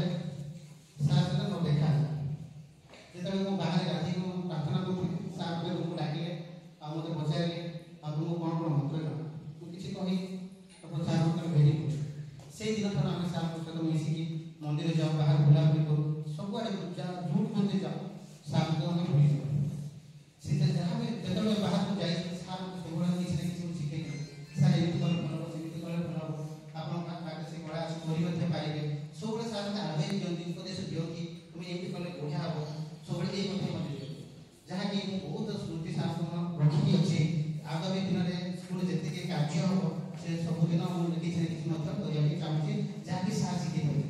ଆଜି ଯେଉଁ ମନ୍ତ୍ରଟା ମୁଁ ଗାଇଲି ସେଟା ହେଉଛି ସାର୍ ମୋତେ ଶିଖେଇଛନ୍ତି। ମୁଁ ତ ଛାଡ଼ିକି ପଳେଇବି ସ୍କୁଲରୁ, ତମେ ଆଗାମୀ ଦିନରେ ଯେତିକି କାର୍ଯ୍ୟ ହେବ ସେତେବେଳେ ତମେ ଏଇ ମନ୍ତ୍ରଟା ଗାଇବ ବୋଲି ମୋତେ ଶିଖେଇଥିଲେ, ଯାହାକି ମୁଁ ଆଜି ସେଇଟା ମୁଁ ଗାଇଲି। ହେଲେ ସାର୍ ଏତେ ମାନେ ୱେଲ୍ ଟ୍ୟାଲେଣ୍ଟେଡ୍ ପର୍ସନ୍, ଯାହାକି ସାର୍ ଏଇଠୁ ବିଦାୟ ଦେଇକି ଯାଉଛନ୍ତି, କି ଏତେ ଦୁଃଖ ଲାଗୁଛି କହିଲେ ନ ସରେ। ଆମେ ସାର୍ଙ୍କୁ କାହା ସହିତ ତୁଳନା କରିପାରିବା ନାହିଁ, କାରଣ ସାର୍ ହେଉଛି ଗୋଟେ ୟୁନିକ୍ ପର୍ସନ୍, ଯାହାକି ତାଙ୍କ ଭିତରେ ସବୁ କଳା ଭରିକି ଅଛି। ଯେତେବେଳେ ସ୍କୁଲରେ କିଛି ଅସୁବିଧା ହୁଏ ସାର୍ ସେ ସବୁଦିନ ସମାଧାନ କରିବାକୁ ଚେଷ୍ଟା କରନ୍ତି। ତାଙ୍କଠାରୁ ଆମେ ମଧ୍ୟ ବହୁତ ଉପଦେଶ ନେବା ପାଇଁ ଚାହୁଁ କି ସାର୍ କ'ଣ କରିବା, କ'ଣ କଲେ ଭଲ ହେବ, ଏସବୁ ବିଷୟ ସବୁବେଳେ ସାର୍ ଆମକୁ ଉପଦେଶ ଦେଇକି ଆସିଛନ୍ତି। ଯେତିକି ବି କାର୍ଯ୍ୟ ସ୍କୁଲରେ ହେଇଛି ସେତେବେଳେ ମଧ୍ୟ ସାର୍ ହିଁ ଆଗରେ ରୁହନ୍ତି, ତାଙ୍କ ଆଗ ଧାଡ଼ି ରହିକି ସବୁ କାର୍ଯ୍ୟ କରନ୍ତି। ତ ବିଶେଷ ମୁଁ ଆଉ କିଛି କଥା କହିବିନି। ଆଉ ଯେତେବେଳେ ମୁଁ ଘରକୁ ଯାଇଥାଏ ଛୁଟିରେ କି ମୋର କିଛି କାମ ଥିଲେ ମୁଁ ଘରକୁ ଯାଏ, ଯେତେବେଳେ ଫେରିବାକୁ ସମୟ ଥାଏ ସେତେବେଳେ ସାର୍ ମୋତେ ଫୋନ୍ ସକାଳ 5ଟା କି 6ଟା ବେଳେ ଫୋନ୍ କରି କୁହନ୍ତି କି ସାର୍ ମୁଁ ଆପଣଙ୍କୁ ରୋଷେଇ କରିବି ନା। ମାନେ ମୁଁ ଭାବି ନିଜ ଲୋକ ହିଁ ଏମିତି ପଚାରିଥାନ୍ତି। ତ ସାର୍ ମୁଁ କୁହେ ହଁ ସାର୍ କରିଥାନ୍ତୁ, ମୁଁ ଆସେ ସାର୍ ସହିତ ବସିକି ଖାଏ। କିନ୍ତୁ ସେ ମୌକା ଆଉ ମିଳିବ ନାହିଁ, କାରଣ ସାର୍ ଗଲା ପରେ ମୋତେ ମୁଁ ଟିକେ ଭାଙ୍ଗି ପଡ଼ିଲି ବହୁତ। ସେଗୁଡ଼ାକ ଦିନେ ନା ମାନେ ସବୁଦିନ ତ ମିସ୍ କରିବି, ଯେତେବେଳେ ଘରକୁ ଯିବି ଏବେ ମଧ୍ୟ ମିସ୍ କରୁଛି, କିନ୍ତୁ ଘରକୁ ଗଲା ପରେ ବି କି ସାର୍ ପଳେଇଲା ପରେ ମଧ୍ୟ ବହୁତ ମିସ୍ କରିବି, ସେଗୁଡ଼ାକ ଭୁଲି ହେବନି। ତ ମୁଁ ସାର୍ ଯଦି ମୁଁ ଆଉ କିଛି କହିବିନି। ମୁଁ ଯଦି କିଛି ଭୁଲ କରିଥାଏ କି ସାର୍ଙ୍କୁ ଯଦି ମୁଁ କିଛି କହିଦେଇଥାଏ ସାର୍ ସେ କଥା କହିବେନି, ଛୋଟ ଭାଇ ଭାବିକି ସେଗୁଡ଼ାକ କ୍ଷମା କରିଦେବେ। ଏତିକି କହିକି ମୋ ବକ୍ତବ୍ୟ ଶେଷ କରୁଛି। ପ୍ରିୟ ପଣ୍ଡିତ ସାର୍, ଆପଣଙ୍କୁ କୋଟି କୋଟି ପ୍ରଣାମ। ଏଠାରେ ଉପସ୍ଥିତ ଥିବା ସମସ୍ତ ଅତିଥିବୃନ୍ଦଙ୍କୁ ମଧ୍ୟ ମୋର ପ୍ରଣାମ। ଆଉ ମୋର ସହକର୍ମୀ ଶିକ୍ଷକ ଶିକ୍ଷୟିତ୍ରୀମାନଙ୍କୁ ମୋର ଶୁଭେଚ୍ଛା ଏବଂ ମୋର ପ୍ରିୟ ଛାତ୍ରଛାତ୍ରୀମାନଙ୍କୁ ମୋର ସ୍ନେହାଶୀର୍ବାଦ। ଆଜିର ଏହି ବିଦାୟକାଳୀନ ସମ୍ବର୍ଦ୍ଧନା ସଭାରେ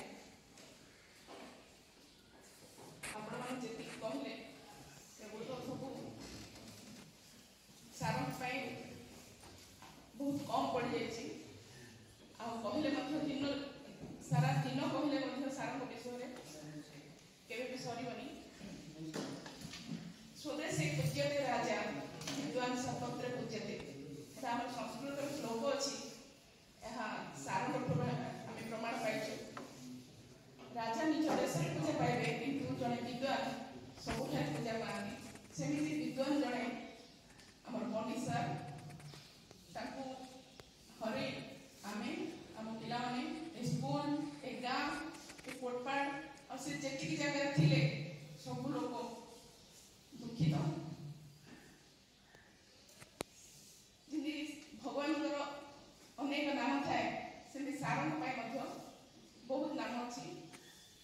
ସେ ନାମକୁ ମାତ୍ର ସଂସ୍କୃତ ସାର୍, ସଂସ୍କୃତ ଶିକ୍ଷକ, କିନ୍ତୁ ସେ ଜଣେ ଉତ୍ତମ ଶିକ୍ଷକ, ଜଣେ ଆଦର୍ଶ ଶିକ୍ଷକ, ଗୁଣୀ, ଜ୍ଞାନୀ, ପଣ୍ଡିତ, ଛାତ୍ରବତ୍ସଳ, କର୍ତ୍ତବ୍ୟନିଷ୍ଠ, ସମୟାନୁବର୍ତ୍ତୀ, ନିୟମାନୁବର୍ତ୍ତୀ, ନିଃସ୍ୱାର୍ଥପର, ଜଣେ ଭଲ ସାହିତ୍ୟିକ, ବିଚକ୍ଷକ, ସଚ୍ଚୋଟ, ମିଷ୍ଟଭାଷୀ, ମେଳାପୀ, ଭଲ ଉପଦେଷ୍ଟା,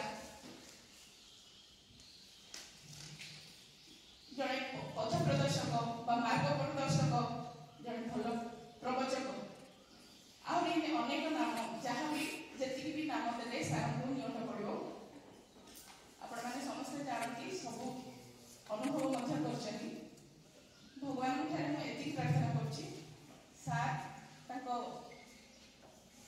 ଜୀବନ ସାରା ସ୍କୁଲ ଯେତିକି ସ୍କୁଲରେ ସେ ଥିଲେ ସେଇ ସ୍କୁଲ ପାଇଁ, ପିଲାଙ୍କ ପାଇଁ ତାଙ୍କର ପାରିବାରିକ ସୁଖ ଶାନ୍ତି ହରେଇଛନ୍ତି। ଆଉ ସେଇ ସୁଖ ଶାନ୍ତି ପିଲାମାନଙ୍କୁ, ସ୍କୁଲର ଶିକ୍ଷକମାନଙ୍କୁ ସ୍କୁଲକୁ ଦେଇକି ସେ ଖୁସି ହେଇଛନ୍ତି। ବର୍ତ୍ତମାନ ଭଗବାନ ତାଙ୍କୁ ସୁସ୍ଥ ରଖନ୍ତୁ, ତାଙ୍କର ଅବସରପ୍ରାପ୍ତ ଜୀବନକୁ ସୁଖମୟ, ଶାନ୍ତିମୟ ଓ ଆନନ୍ଦମୟ କରନ୍ତୁ। ଏତିକି ଭଗବାନଙ୍କ ଠାରେ ପ୍ରାର୍ଥନା। ସାର୍, ଆମେ ଆପଣଙ୍କୁ କେବେ ଭୁଲିବୁନି। ଆପଣ ଆମଠୁ ଦୂରେଇ ରହିଲେ ମଧ୍ୟ ସବୁବେଳେ ଆପଣଙ୍କର ଉପଦେଶ, ଆପଣଙ୍କର ସ୍ନେହ ଶ୍ରଦ୍ଧା ଆମ ପାଖରେ ରହିବ।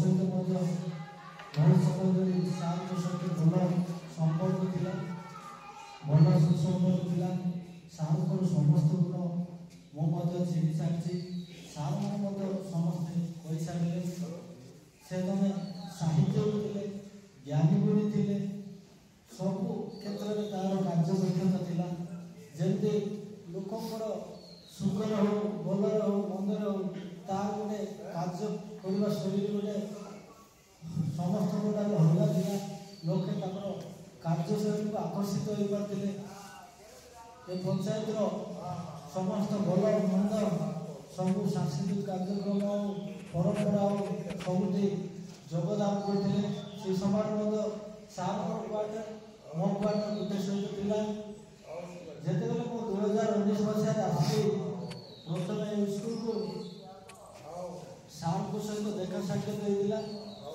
सार को बहुत किसी शिखी बहुत किसी मत अभिप्रेरणा देते सार को पढ़ाई हो केमती क्लास रूम केमी छात्र छात्री को शिक्षा देवे केमी कौन करेंगे बहुत किसी मत शिक्षा देते सार सब मत साहस सार मुहज सब बेले कि नामक मात्र सांस्कृतिक शिक्षक किंतु साहित्य क्षेत्र में सब बेले से साहित्य प्रति से मन सब्जेक्ट से नहीं जाते सार मुहज बोली साहित्य जिते मुझे ट्रांसफर से दिन सार विषय किसी हो पारे ना जितनी दिन थे सार बहुत किसी गुण था बहुत किसी कार्य दक्षता था बहुत किसी अभिप्रेरणा था आ स्कूल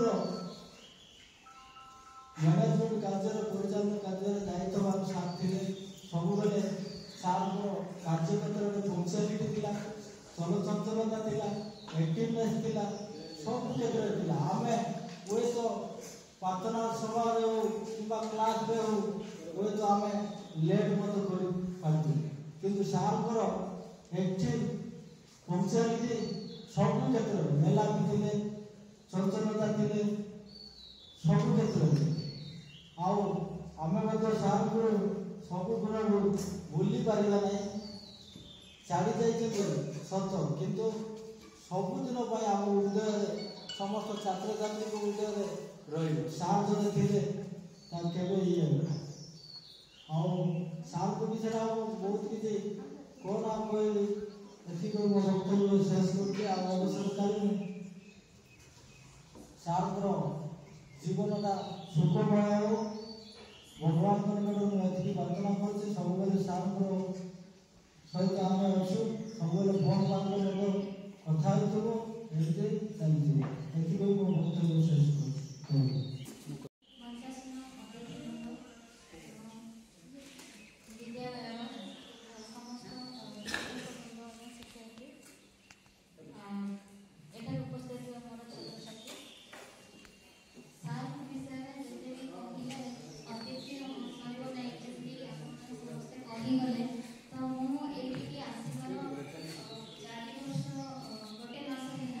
तो सार सहित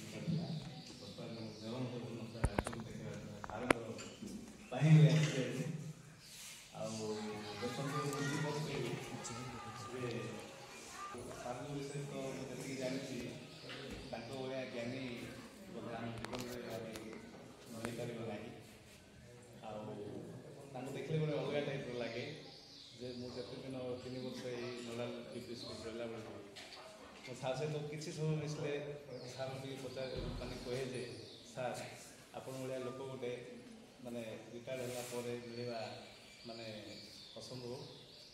ଆଉ ଗୋଟେ କେଜାଣି ମୋତେ କାହିଁକି ଗୋଟେ ପିତୃତୁଲ୍ୟ ଲାଗେ ସାର୍ଙ୍କୁ।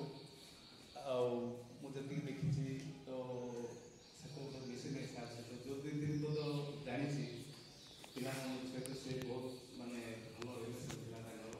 ଆମର ସେଇ ଜିନିଷଟା ହେଇପାରୁନାହିଁ। ମାନେ ଚେଷ୍ଟା କରୁଛୁ ସାର୍ ଗୋଟେ କିଛିଟା ମଧ୍ୟ ନୂଆ ଆସିଲା ପରେ ସାର୍ ଶିଖିଛି ମୁଁ। ଆଉ ବହୁତ କିଛି କହୁନାହିଁ ବହୁତ କହିଥିବେ ସାର୍ଙ୍କର ଯେ ବାକି ଜୀବନ ସୁଖରେ କଟୁ। ଆଉ ମାନେ କ'ଣ କରିବେ ସାର୍ ସେଇଟା ଗୋଟେ ଏଙ୍ଗେଜ୍ ସାର୍ଙ୍କ ତ ସବୁବେଳେ 24 ଘଣ୍ଟିଆ ସାର୍ ସେ ଆମେ 8 ଘଣ୍ଟିଆ ସାର୍ 24 ଘଣ୍ଟା କେମିତି ମାନେ ବିତାଇବେ ସେଇଟା ସାର୍ଙ୍କ ପାଇଁ ଗୋଟେ ମାନେ ଚ୍ୟାଲେଞ୍ଜର କଥା। ଆଉ ଅଧିକ କିଛି କହୁନାହିଁ ଏତିକି କହିବି। ସଭାପତି ମହୋଦୟ, ମଞ୍ଚାସୀନ ଅତିଥିଗଣ, ମୋର ପୂଜ୍ୟ ଶିକ୍ଷକ ଶିକ୍ଷୟିତ୍ରୀଗଣ ତଥା ଉପସ୍ଥିତ ଶ୍ରଦ୍ଧେୟ ଛାତ୍ରଛାତ୍ରୀଗଣ, ଆଜି ଆମ ପାଇଁ ନିଶ୍ଚୟ ଭାବରେ ଗୋଟେ ଦୁଃଖର ଦିନ।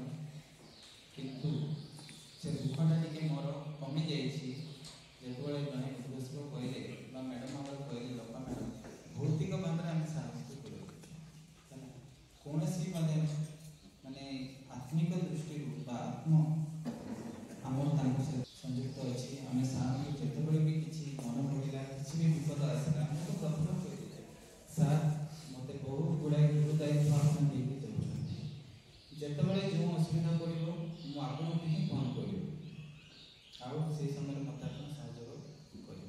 ସାର୍ ମୋତେ କଥା ଦେଇଛନ୍ତି ଯେ ଆପଣ ହେଉଛନ୍ତି ମୋର ଛୋଟ ଭାଇ ପରି, ଆପଣ ଯେଉଁ ସମୟରେ ଯେଉଁ ମୁହୂର୍ତ୍ତରେ ବି ମୋତେ ଫୋନ୍ କଲେ ମୁଁ ଆପଣଙ୍କୁ ଫୋନ୍ ରିସିଭ୍ କରିବି ଏବଂ ମୋ ପାରିବା ପର୍ଯ୍ୟନ୍ତ ଆପଣଙ୍କୁ ସାହାଯ୍ୟ ସହଯୋଗ କରିପାରିବି।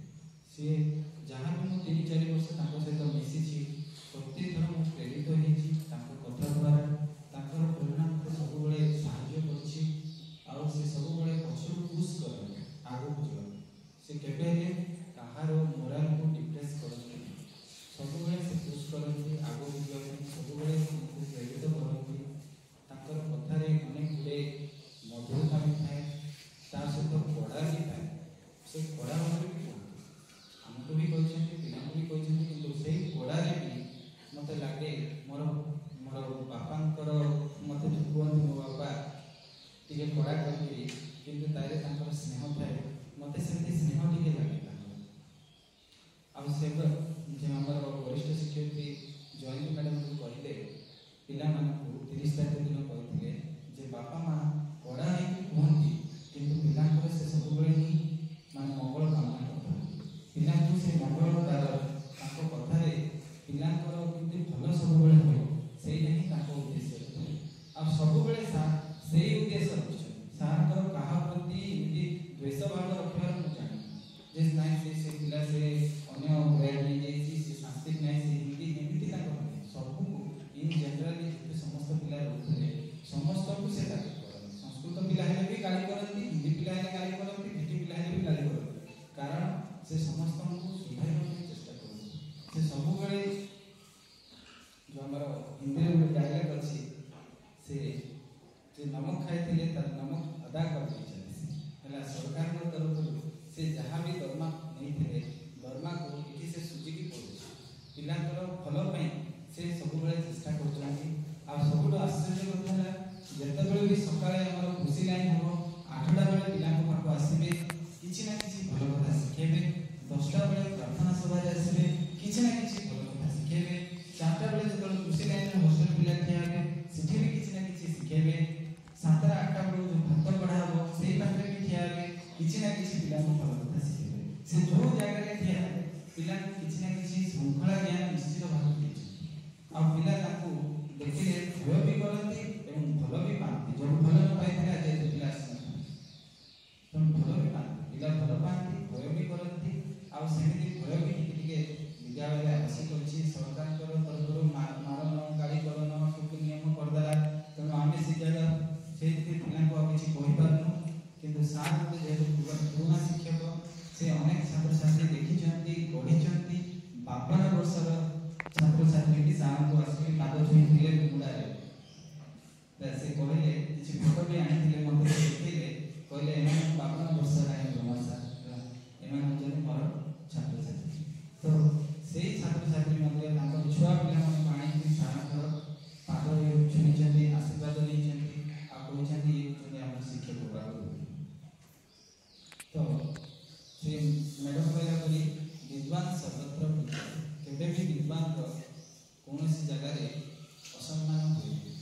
से गोटे उद्घोषक हिसाब से कोटपाड़ जो ना कर मझे कथा टे पढ़ी कोटपाड़े समस्त मानव कहते कोटपाड़ गोटे बड़ ज्ञानी गुणी लोक को पढ़े सतरे विद्यालय तो हरैला कोटपाड़ गोटे ज्ञानी गुणी लोक को पढ़े जोटा कि अपूरणीय क्षति से ज्ञान थी लोक आउ थे मझे भी आम विद्यालय ओडिशा संस्कृति ज्ञान परीक्षा मान हुए कोटपाड़ सार मैंने आसती पिला संस्कृति ज्ञान परीक्षा कराती 2-3 थर से कहीं पिला संस्कृति ज्ञान निजर संस्कृति सहित आम कलचर सहित आम जमी जड़ित होकर रहा मुझे कहली हाँ सार आम विद्यालय तरफ आम सब चेष्टा करवा सार जो जिनसा आरंभ कर जिनसा जमी सब चलो तापर आपण मैंने तो अनेक कथा कहीगले बहुत कथा जे जहाँ कहले सब जाक कथा को आम वरिष्ठ शिक्षक जयंती लेखा से कौन कर गोटे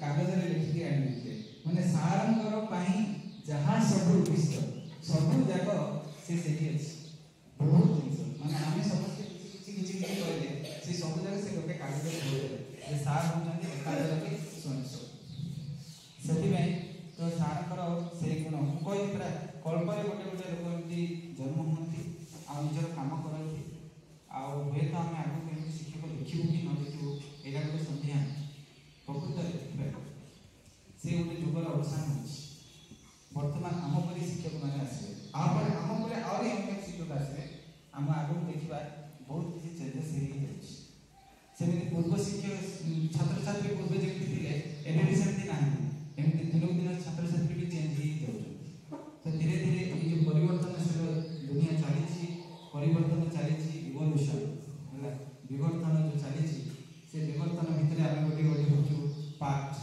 तेणु परिवर्तन भितर आम धीरे धीरे रोचु किंतु सार होती गोटे अलग लोक सचोट बहुत सादा सीधा आ बहुत भद्र तांकर भाषार बहुत मार्जित पिला से भाषा को बहुत गुरुत्व दिखाती साहित्य को बहुत भल पाती एत साहित्य माने भल पाइबा लोक देखिले बहुत भल लगे से गोटे डायरी केते गुड़े कविता लिखिछन से कविता जाक से पढ़ा गोटे गोटे परिस्थिति धरी गोटे गोटे सिचुएशन को धरी गोटे गोटे कविता से लिखिछन माने बहुत गोटे उच्च मानर से साहित्य थे आम निश्चित भाव ताको हरउछु गोटे काम पे बहुत दुखर विषय किंतु आम महोत्सव कहला सृष्टि स्थिति विलय यहाँ हूँ जीवन गोटे गोटे पार्ट अंश तो सृष्टि जदि स्थिति भी थिला तो विलय भी तो अच्छी तेणु आम ग्रहण करने पड़ो आम बहुत खुशी लगुच आमर अनुरोध रक्षा कर अनेक लोक ये आसिले अतिथि आउ सार उद्देश्य किसी ना कि कह बर्तमान मु आमर विदायी शिक्षक श्री रामचंद्र नायक सार से जो विगत दिन मानक आम विद्यालय किसी समय बीती आम सहित छात्र छात्री मान सहित निजर अनुभूति विषय किसी कहे आगामी दिन मानक आम कौन सब कर विद्यालय सुनाम अर्जन कर दिग्दर्शन प्रदान करने अभिभाषण देवाक अनुरोध करुच्ची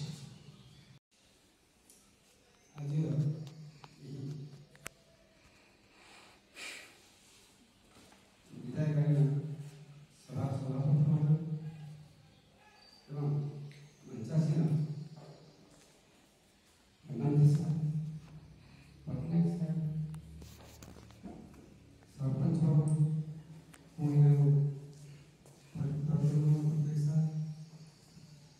विद्यालय सभापति अति प्रतीक्षित आशा करूला आसीला आदि साहब जानते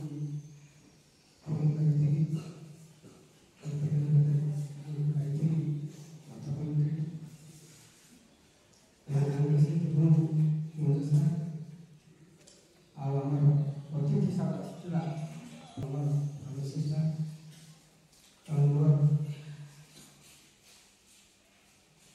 पाखरे आगे जयंती मुझे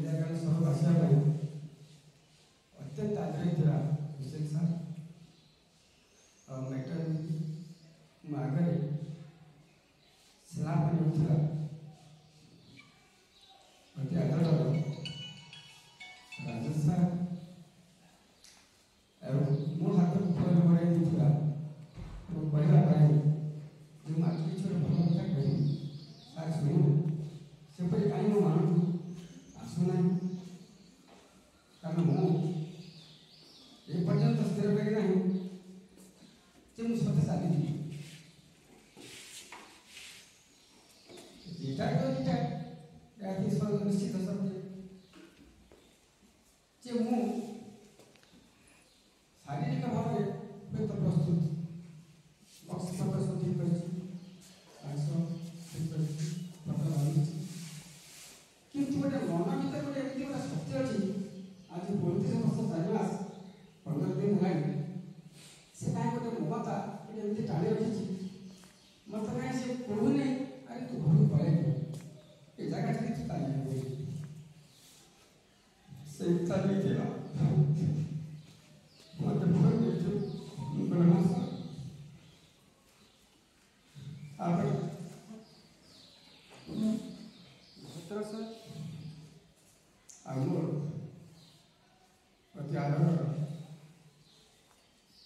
ସ୍ନେହଭରା ଛାତ୍ରଛାତ୍ରୀ, ମୁଁ ଯେ ଆଜି କିଛି ଗୋଟେ କହିବି, ଉଚ୍ଚଶିକ୍ଷିତ ଭାଷଣ ଦେବି, ମାନେ ଶୁଣିବ, ସେମିତି କାହିଁକି ମୋ ମନକୁ ଆସୁନି। ସେଗୁଡ଼ିକ ସବୁ ଆଗାମୀ ଦିନରେ ହଜିଲା ଦିନରେ ହଜିଯାଇଛି। କେତେ ଉଚ୍ଚଶିକ୍ଷିତ ଭାଷଣ ଦେଇଛି, କେତେ କଥା ବି କହିଛି, ସେଗୁଡ଼ିକ ତାକୁ ସବୁ କାହିଁ ପାଣି ପଟକା ପରି ମିଳେଇ ଯାଇଛି ମୋ ମନରେ। ଛାଡ଼ିଥିଲି ଘର 35 ବର୍ଷ 4 ମାସ 15 ଦିନ ହେଲାଣି। ମୋ ମନରେ ହଜିଯାଇଛି, ଅନେକ କଥା ହଜିଯାଇଛି। ମୋ ବାପା ମରିଗଲେ, ମା ମରିଗଲେ, ଭାଇ ମରିଗଲେ, ଖବର ପାଇଲି ଗଲି ବନ୍ଧୁବାନ୍ଧବ ଭ୍ରମଣରେ। ସେଇ ହଜିଲା ଦିନ, ସେ ତାଙ୍କର ମୃତ୍ୟୁ ଦିନ ଗୁଡ଼ିକ କିଛି ଦିନ ରହି 4-6 ଦିନ 8 ଦିନ ରହି ପୁଣି ଆସି ଯାହା ବାଟ ଜନ୍ମ ତାହା ବାଟ ମରଣ, ତାହା ବାଟ ଜନ୍ମ ନିଜ ଶୟନ କରି ଏହି ପିଲାମାନଙ୍କ ଗହଣରେ, ମୋର ବନ୍ଧୁବର୍ଗ ମୋ ସାର୍ମାନଙ୍କ ଗହଣରେ ହଜିଗଲି। ଏଥିମଧ୍ୟ ମୁଁ ଭାବିଲି ନାହିଁ ମୋ ବାପା ମରିଯାଇଛି, ମୋ ଘରେ ମୋ ବାପା ନାହିଁ, ମୋ ମା ମରିଯାଇଛି, ମୋ ମା ନାହିଁ। ସେତେବେଳେ ତୁ ମାନେ ପଡ଼େ ତା ତ ନାହିଁ। କାହିଁକି ମୁଁ ସବୁବେଳେ କର୍ମବ୍ୟସ୍ତ ରହେ, ମୋ ଡ୍ୟୁଟିରେ ଆଖ୍ୟା ରଖେ, ଛୁଆମାନଙ୍କୁ ଆଖ୍ୟା ରଖେ। କେତେବେଳେ ମୋ ସାର୍ଙ୍କ ସହିତ ମିଶି ମୋ ମନର ଭାବନାଟାକୁ ବାଣ୍ଟି ଦେଇ ତାକୁ ମୁଁ ଭୁଲିଯାଏ। ପୁଣି ବର୍ତ୍ତମାନ ସେଇ ଜାଗାକୁ ଯିବି, ଗଲା ପରେ ସେଇ ମାଟି ମତେ ମୁଁ ତ ଛୁଇଁବି, ସେ ମାଟି ମତେ ପୁଣି ମତେ ମନେ ପକାଇ ମୋ ବାପା ନାହିଁ, ତୋ ମା ନାହିଁ, ତୋ ଭାଇ ନାହିଁ, ସେଗୁଡ଼ିକ ମତେ ଅପୂରଣୀୟ କରି ଜଣାପଡ଼ିବ। ମୁଁ ଯେତେବେଳେ ଘରକୁ ଯାଉଥିଲି, ଗୋଟେ ବନ୍ଧୁବାନ୍ଧବ କୁଣିଆ କରି ଯାଉଥିଲି। ଯେତିକି ସମୟ ପହଞ୍ଚେ ସେତିକି ସମୟ ବହୁତ କିଛି କାର୍ଯ୍ୟ ବ୍ୟସ୍ତତା ଭିତରେ ରହିଯାଏ। ମୁଁ ଆଉ ସବୁବେଳେ ସବୁ ଭାବିପାରିବି କେମିତି ଯିବି। ଆଜି ବି ମୋ ମନ ଅତି ଉଦ୍ବିଗ୍ନ ହେଉଥାନ୍ତା। କାହିଁକି ନା ଆସନ୍ତାକାଲି ସ୍କୁଲ ଛୁଟି ଅଛି, ଛୁଟି ହେଇଯିବ ଆସନ୍ତାକାଲି। ଟିକେଟ୍ କରିବି, ବସିବାକୁ ଫୋନ୍ କରିବି, ରିକ୍ୱେଷ୍ଟ କରିବି, ବଂଶୀ ବାବୁ ମତେ ମୋ ପାଇଁ ଟିକେଟ୍ କରକୁ ନା ମୁଁ ଯିବି। କାହିଁକି ନା ଦିନ ଫେରି ଆସିବି। ଏଇ ଯେଉଁ ମନୋଭାବ, ଏଇ ଯେଉଁ ଉଦ୍ବିଗ୍ନ ବର୍ତ୍ତମାନ ମୋ ମନରେ ନାହିଁ, ତା ମାଛି ଯାଇଛି। କାହିଁକି ମୁଁ ଜାଣିଛି ଆଉ ଟିକେଟ୍ କରିବାର ନାହିଁ, ଆଉ ଫେରିବାକୁ ଆସିବାକୁ ଯିବି ତ ଯିବି, ଏକାଥରେ ଯିବି, ଆଉ ଆସିବି, ଆଉ ଫେରିବି। ତେଣୁ ଆଉ ସେ ମନ ଭିତରେ ଉଦ୍ବିଗ୍ନତା ମୋର ନାହିଁ। ଆଜି ମୁଁ ଭାବୁ ନାହିଁ ଯେ ମୁଁ ଟିକେଟ୍ କରିବି, ଘରକୁ ଯିବି, ମୋ ପିଲା ଛୁଆଙ୍କୁ ଦେଖିବି, ମୁଁ ଫେରି ଆସିବି। ମୁଁ ଚାଲିଛି ଏକାଥରେ ଯିବି, ଆଉ ଫେରିବି ନାହିଁ। ସେଥିପାଇଁ ମନ ଭିତରେ ହରି ଯାଉଛି, ତାକୁ ସବୁ ଫେରି ଦେଉଛି। କିନ୍ତୁ ଦୁଃଖ ଗୋଟେ କଷ୍ଟ ଯନ୍ତ୍ରଣା 35 ବର୍ଷ ଭିତରେ ପାଇଛି, ତାକୁ ବି ଜିନିଷ ଭୁଲି ଯାଇଛି। କାହିଁକି ଭୁଲି ଯାଇଛି? ମୁଁ ଏ ଭାଇମାନଙ୍କୁ ପାଇ ତାଙ୍କମାନଙ୍କ ସାଙ୍ଗରେ ମିଶି ମୋର ମନର ଭାବନାକୁ ସେୟାର କରି ଭୁଲି ଯାଇଛି। ମୋ ଘରକୁ ଭୁଲି ଯାଇଛି। ମୋ ଛୁଆ ପିଲାମାନେ ଔଷଧ ଦିନ ମୁଁ ଦେଇନି। ଏଡ଼ିକି ଛୋଟ ଛୋଟ ଛୁଆ ପିଲାମାନେ ହେଇଥିଲେ ମୁଁ ଚାକିରି କରିଥିଲା। କିଏ ଗୋଡ଼ରେ ଚାଲୁଥିଲା, କାହାକୁ ଗୋଡ଼ରେ ଧରା ହେଇଥିଲା, कि टुकुटु कर चलुला से सब भूली जाइए मुझे 12-13-14 वर्ष पिला सामने धरी से हाथ धरी चलाई से हाथ मत धरने मोर साहस कारण से सब बड़ा बड़ा हाथ हो गला छोटा हाथ तक छाड़ी मुझे आज से फेरी जो आसती छोट छोट हाथ धरी नी आज से बड़ बड़ हाथ धरी से एक विराट परीक्षा मो ये हूँ मो जीवन विराट धक्का जहाँ कहीं ये विद्यालय आसी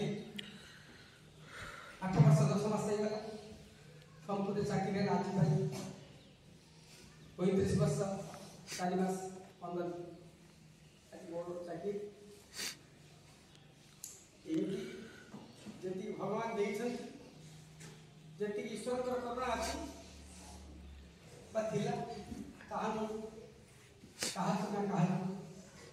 किसी ना किसी बांधी किसी लुचे रखे मोर जी सामर्थ्य जी ज्ञान मुझे बांधी किसी लुचे रखी किसी लुचे नहीं बांधी जी भावे से बेसी खुशी मु खुशी विद्यालय आसी थी मत सरकार जो कर्म देता से कर्म को सुचारू संपादन कर निज धन्य मन आउ विद्यालय सार मैंने मत स्नेह श्रद्धा देते सब जगह पाई कौ जगह मुझे क्या हतादर करना कि मत किए हतादर करना एमती भी दुख आसी मन अकुहा दुख भी आसी से दुख को चापी नहीं शेष समस्त हसी जी बर्तमान आख्या कर सुशील सार कथा कौन बा कह कथा कहला ठीक कहीं से मत जो साहय कर कोरोना समय न कह से जो आसी मो पाखे पहुंचे दिन चली आज मो पाखे पहुंची मुझे विचार करी कोरोना मुझे मिसले कहीं ना मुझे जड़े लोक जदि विराट अरण्य भितर बंदी रखा जाए सी गोटे छेड़ीटे आपने कर विराट अरण्य बंदी पड़ा से क्या दुख नहीं सामान छेड़ीटे चली जाए जहाँ कि छेड़ी मान गोटे जीव मो पाखे था तो लोक जब मतलब नहीं आमेरिका छेड़देवा सी गोटे ओडिशा गोटे लोक पाइब अमूल्य निधि अरे ओडिशा लोक से लोक बाग देखिए पाए कोरोना समय रास्ता घाट सुनसान से लोकटी मत आज देखा तो मो पाखे रात मुझे भावे कि कोरोना मुझे मिसे मत कोरोना देना से मुझे सब भूल मुझे मनीष विचार श्रद्धा मुझे मनीष रास्ता सब खाली पुलिस बाटे जाऊँ कुकुर तो पिला हस्टेल खाइबा तो ना कुकुर कहीं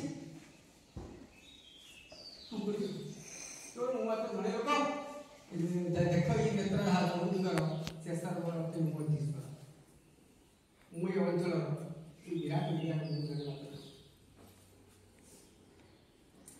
सुशील साहब कौन बात कही बर्तमान आउ जड़े इच्छा कौन विषय सर हमको कथा मेडिकल भल सर हमका नहीं घर को गला कही सर मुझे जाऊँ 3 दिन सर जाऊँ कौन आप दरकार कहूँ आग आगे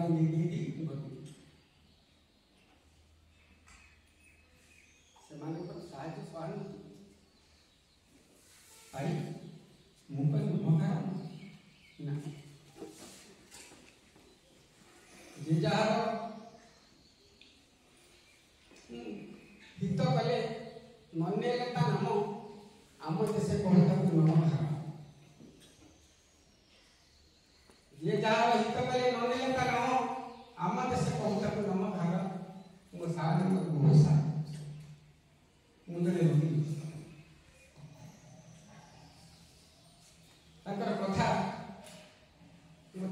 विचार काम तार पूछे वर्तमान आमे बसी बसी कासे बसी थकी जाउथलु किंतु नखाई लोकटा आगे नखाई लोकटा घंटा घंटा भगवती पकड़ी दउछि केवल सही मान करे से होती सॉलिड इंजेक्शन अर्थात तांकर जो प्रेरणा तांकर जो उत्साह मो मन को जो जगाई दिए से यथेष्ट परिमाण वो सार माने उनका पाखे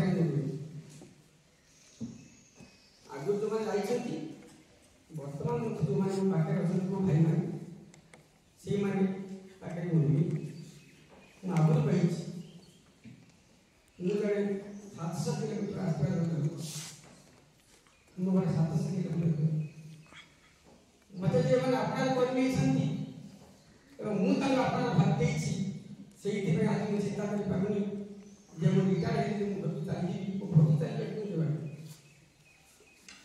ये पण मु मन काले नहीं कोते दिने घर पड़ी काई काई पता नहीं मन को सके समय नहीं अछि जेतले पांडव माने दैत्य माने बुझते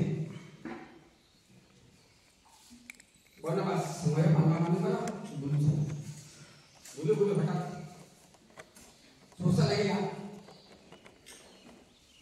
दुर्योधन नहीं युधिष्ठिर के आगे पानी में मिला सोसा लगे अर्जुन खोजी खोजी एक मंदिर गोटे बड़ पोखरी से पोखरी पाखे ऊपर गोटे बग बस ये महाभारत गोटे बगटे बसी अर्जुन जब पहुंचला पानी पीवा पाई से बग कहला ए कुआ जाउछ पानी ताला मोरा के पर्सनल उत्तर के पानी पी उत्तर प्रश्न एवं पचारा युधिष्ठिर जो अर्जुन के उत्तर दे पाला से उत्तर ही पड़ा से भीम आसे से भी मुक्त अवस्था है नकुल आसे से भी मुक्त अवस्था है सहदेव आसे समस्त पांच माई से मुक्त अवस्था के उत्तर दे पाला এই সময়ে युधिष्ठिर महाराज युधिष्ठिर धर्मराज युधिष्ठिर पानी जेतने पानी को जानती सेतबे से प्रश्न बताइए जोक्य अनेक प्रश्न बताइए साथ में जोक्य प्रश्न के आपन उपस्थापन करी प्रश्न से पचाला जोक्य पचाला है युधिष्ठिर से भगटा को जोक्य कहला हे युधिष्ठिर ये संसार आश्चर्य कौन संसार सब आश्चर्य कौन युधिष्ठिर तो महाज्ञानी धर्मानंद उत्तर अहनि अहनि भूतानि यह गच्छन्ति जमालयं सही सारी विदुच्छन्ति आश्चर्य मत अहनि अहनि प्रत्येक दिन यह गच्छन्ति जमालयं ये प्राणी माने यह संसार जमालयं प्रत्येक दिन प्रत्येक मुहूर्त में यही प्राणी माने मनुष्य माने सारा पृथ्वी कहीं ना कहीं मुक्त अहज अहज विषयानि यह पक्षी जमाल तला सही सा जीवित मुच्छन्ति बड़ा आश्चर्य कथा प्रत्येक दिन प्राणी माने मोरी जमाल बला में कौन होची ता भाई स्त्री कांदुची पुआ कांदुची ता मां कांदुची ता भाई कांदुची समस्त कांदुची एवं तांकु जो माने कान धरे बहि रहउचंती मोसान के रहउचंती से माने बिजा रहि रहउचंती हला भाई कहउचंती ये संसार कौन अछि ये संसार की मूल्य अछि एते धन एते टंका एते सोना सब रोजगार करथिला कोन हैला किछि हैला भाई सहित भाई मारा पड़ा लागिला भाई की भाई हणी देला तथापि सत्य ये तो सब मसाई गला ना ये कौन होछि मिछमया संसार ये संसार अछि कौन ये स्त्री ये पुरुष ये जो कौन के का एक कथा में कान धर दिया रे राम नाम सत्य है सब कोई बात झूठ है वही से सब को नहीं तब मन करती जेते दुई रे पड़ी दियंती सेते वाला मते हबते हाय हाय बड़ा चंद है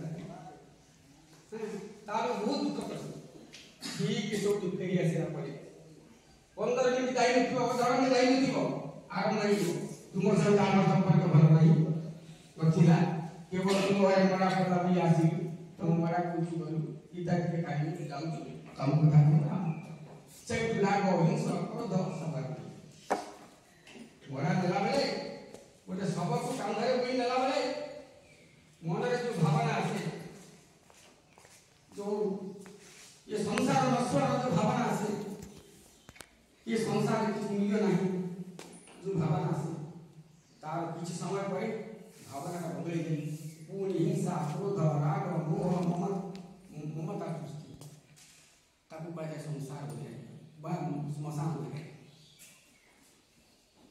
तो से में कहिए हरि हरि भूतानी है अछंती समाने प्रत्येक दिन प्राणी बनी ये मध्य जमा लेके जाउछंती ताकू लोक देखि जहा कि शिखिले मध्य तथापि सेई साजु तुम छंती से मन पुनि वंचित को चाकुछंती मोर को मोर जीव मोर घर मोर धन मोर मोर मुई करूछंती यही तो समुद्र है राई तो क्या हरि हरि भूतानी प्रत्येक दिन प्राणी माने ये जमा लेके जाउछंती माने संसार छाड़ी पुनि सेई माने जो मोह माया रे संसार मोर भी कई वंचित को चाकुछंती ताही उच्चार ठीक से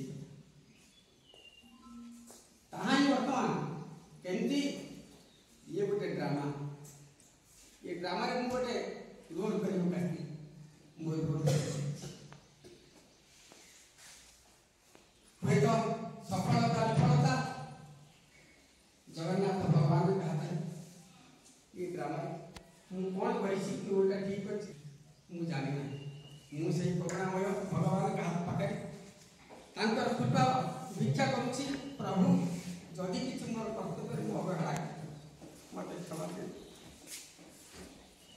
हे प्रभु मु जदि कोई 4 मास परिवार में कर्तव्य भीतर किछ अवहेला कर था मते आज समस्त निकटरे मते क्षमा दे आउ जदि मो भाई माने पाखरे कर्तव्य करूछि भाई माने पाखरे कहार मन को बाधा देला करी कथा कहला किंबा तांकर निकटरे किछि भूल फटका करिथा बड़ा भाई कोन बा साना भाई होई समान को क्षमा दे बोली आशा आउ ए ग्रामवासी तथा ग्रामर मुख्य लोक माने जो माने गाँव मूर्धन्य स्थानीय पटनायक साहब आश्चर्य पटनायक साहब आश्चर्य ग्रामर मुख्य तथा ग्राम पंचायत मुख्य आश्चर्य तो सेमाने निकट अछि कौन से दिन ये अधाम भूल करिथा सेमाने क्षमा देबे तथापि मध्य घोषणा करूछि ए ग्रामवासी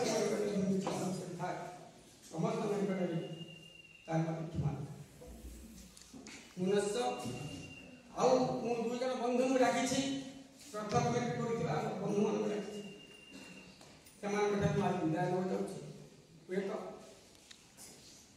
शारीरिक रूप पर विदाय हो जाउछि मानसिक स्तर रे पराले ये अधम किछि तक हृदय बाधे कथा कथा तार से भी जन बंधु पटनायक साहब और हेमंत साहब क्षमा देवी आशा एवं यही विद्यालय निकटतम विद्यालय जो विद्यालय की पीढ़ी विद्यालय अति आदरणीय विद्यालय जोड़ा उच्च प्राथमिक विद्यालय प्रधान शिक्षक महोदय पानी साहब निकट जाइए अनुरोध नहीं ममता रक्षा कर अनुरोध ठीक है ममता को रक्षा करी सूर्य कार्यक्रम अन्य जेकोसी कार्यक्रम को जाइए जदि से किसी मु दोष करी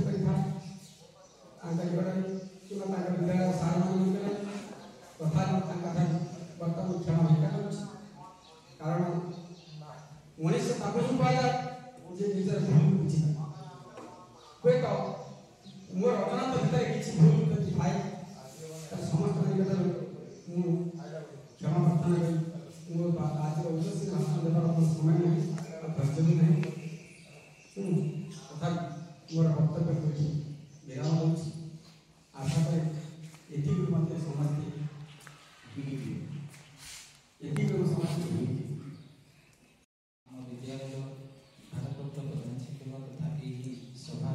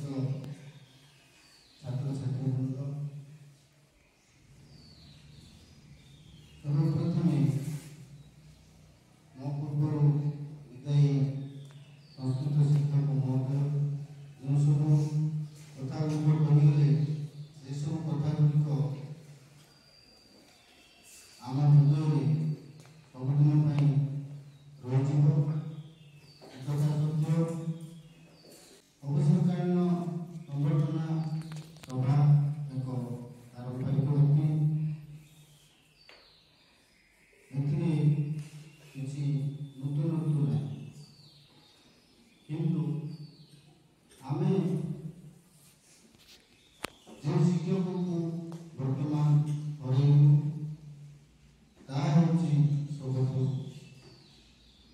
ବିତର୍କର ବିଷୟ। ଶିକ୍ଷକ ଆଗାମୀ ଦିନରେ ଯେ ଆମେ ପାଇବା ସେ କଥା ମୁଁ ଭାବିପାରୁନି।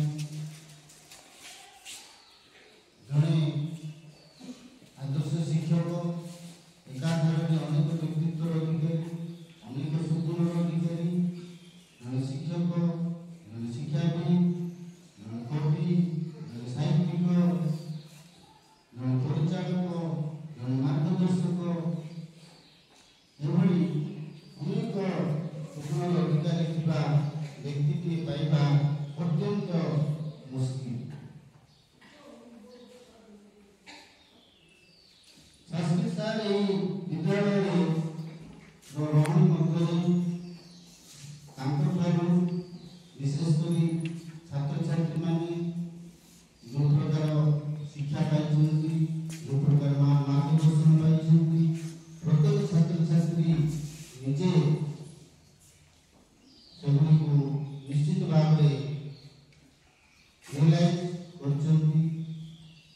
ପ୍ରତ୍ୟେକ ଛାତ୍ରଛାତ୍ରୀ, କୌଣସି ଛାତ୍ରଛାତ୍ରୀଙ୍କୁ ଆମେ ବାହାରକୁ ଦେଇପାରିବାନି।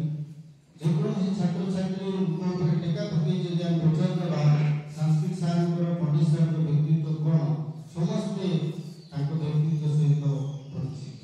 କୌଣସି ଗୋଟିଏ ଛାତ୍ରଛାତ୍ରୀ ମଧ୍ୟ ଏଥିରୁ ବାଦ ପଡ଼ିବେ ନାହିଁ, ଯାହା ଆମେ ସମସ୍ତେ ଜାଣୁ। ତାର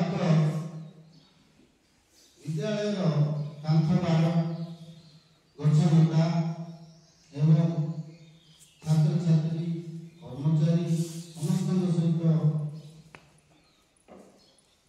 ପଣ୍ଡିତ ସାର୍ ଅଙ୍ଗାଙ୍ଗୀ ଭାବରେ ଜଡ଼ିତ। ବିଦ୍ୟାଳୟର କେଉଁ କୋଣରେ କି ଗଛ ଅଛି, ବିଦ୍ୟାଳୟର କେଉଁ ଜାଗାରେ କି ବିଲ୍ଡିଂ ଅଛି, ପ୍ରତ୍ୟେକ କଥା ପଣ୍ଡିତ ସାର୍ଙ୍କୁ ଜଣା। 700 କିଲୋମିଟର ଦୂରରୁ ଆସି ଚାକିରି ପାଇଁ ନିଜର ପରିବାର, ତାଙ୍କ ଭଳି ଜଣେ ଅଭିଜ୍ଞ ଶିକ୍ଷକ, ଅଭିଜ୍ଞତା ସମ୍ପନ୍ନ ବ୍ୟକ୍ତିକୁ ହରେଇ ଏକ ଶୂନ୍ୟସ୍ଥାନ ପାଇଛୁ ଏବଂ ସେହି ଶୂନ୍ୟସ୍ଥାନକୁ ପୂରଣ କରିବା ଆମ ପକ୍ଷରେ ସମ୍ଭବ ନୁହେଁ, ଆମ ହାତରେ ବି ନାହିଁ। ଏତିକି ଭିତରେ ଆଉ ଗୋଟେ ଟିକେ ଲାଇଟର ନୋଟରେ ଯଦି କହିବି, ମୁଁ ତ ବର୍ତ୍ତମାନ ଭାରପ୍ରାପ୍ତ ପ୍ରଧାନ ଶିକ୍ଷକ ଭାବରେ ଅଛି। 2ଟା ନାୟକ ଗଲେ, ଆଉ ଗୋଟେ ନାୟକ ବର୍ତ୍ତମାନ ଠିଆ ହେଇଛି। ଆମେ 3 ଜଣ ନାୟକ ଥିଲୁ, ସର୍ବେଶ୍ୱର ନାୟକ ଗଲେ।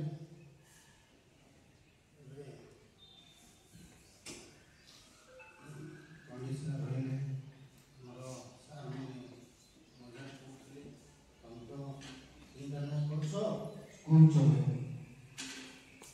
ମୁଁ ସାର୍ଙ୍କୁ କହିଲି, ସାର୍ ଦେଖନ୍ତୁ ଆମର ସାର୍ମାନେ ମଜା କରୁଛନ୍ତି, 3ଟା ନାୟକ କରୁଛନ୍ତି, ଆମେ ଚଲେଇବା। ହଉ ଚଲେଇବା, କ'ଣ ଅସୁବିଧା? ସାର୍ କହିଲେ ହଉ ଯତ ମଜା କଥା ଛାଡ଼ନ୍ତୁ। ସାର୍ଙ୍କ ପାଖରେ ସାର୍ଙ୍କ ସହିତ ସଂସ୍କୃତରେ ଆସିବା ସମୟ 2 ବର୍ଷ 2.5 ବର୍ଷ ହବ।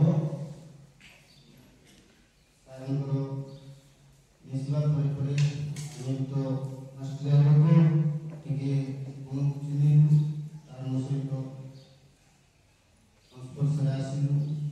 ସାର୍ଙ୍କଠୁ ଯାହା ଆଦାୟ କରିବା କଥା ଆଦାୟ ବି କଲୁ, ସାର୍ଙ୍କଠୁ ଯାହା ପାଇବା କଥା ସାର୍ ବି ଆମକୁ ଦେଇଛନ୍ତି, ଖୋଲା ହସ୍ତରେ ଦେଇଛନ୍ତି। ଅନେକ କଥା ସାର୍ଙ୍କ ଆମେ ପରାମର୍ଶ ତାପରେ ମଧ୍ୟ ଲଗାଉଛୁ। ତେଣୁକରି ବର୍ତ୍ତମାନ ପରିସ୍ଥିତିରେ, ସ୍କୁଲର ପରିସ୍ଥିତି ଯାହା, ବର୍ତ୍ତମାନ ଆମେ ସ୍କୁଲର ଜଣେ ମୁରବୀକୁ ହରେଇଛୁ, ଏଥିରେ ସନ୍ଦେହ ନାହିଁ। କେବଳ ଜଣେ ଶିକ୍ଷକ ନୁହେଁ, ଏ ବିଦ୍ୟାଳୟର ଜଣେ ମୁରବୀ ବୋଲି ମୁଁ ନୁହେଁ, ଏ ଅଞ୍ଚଳର ସମସ୍ତେ ଜାଣନ୍ତି।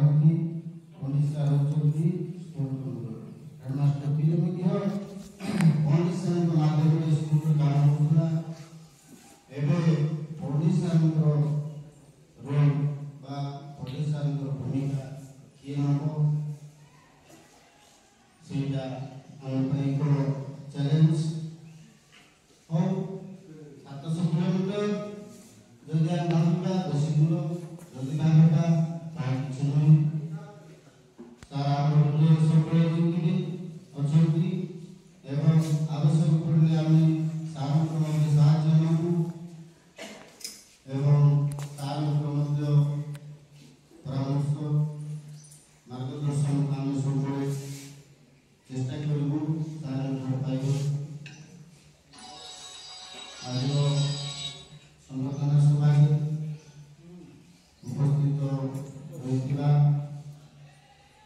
ସମସ୍ତ ଅତିଥିବୃନ୍ଦ, ସେମାନଙ୍କର ମୂଲ୍ୟବାନ ସମୟ ଦୁଇ ଓଡ଼ିଶାଙ୍କ ପ୍ରତି ସେମାନଙ୍କର ଯେଉଁ ସମ୍ପର୍କ ରହିଛି, ଓଡ଼ିଶାଙ୍କ ପ୍ରତି ସେମାନଙ୍କର ସମ୍ମାନ ରହିଛି, ସେ ସମ୍ମାନକୁ ପକାଇବାରେ ସେମାନେ ଆମ ପାଖରେ ଆସି ପହଞ୍ଚୁଛନ୍ତି ଏବଂ ସେଥିପାଇଁ ମଧ୍ୟ ମୁଁ ସମସ୍ତଙ୍କୁ ଧନ୍ୟବାଦ ଜଣାଉଛି ଏବଂ ବିଶେଷରେ ସାର୍ଙ୍କର ଅବସର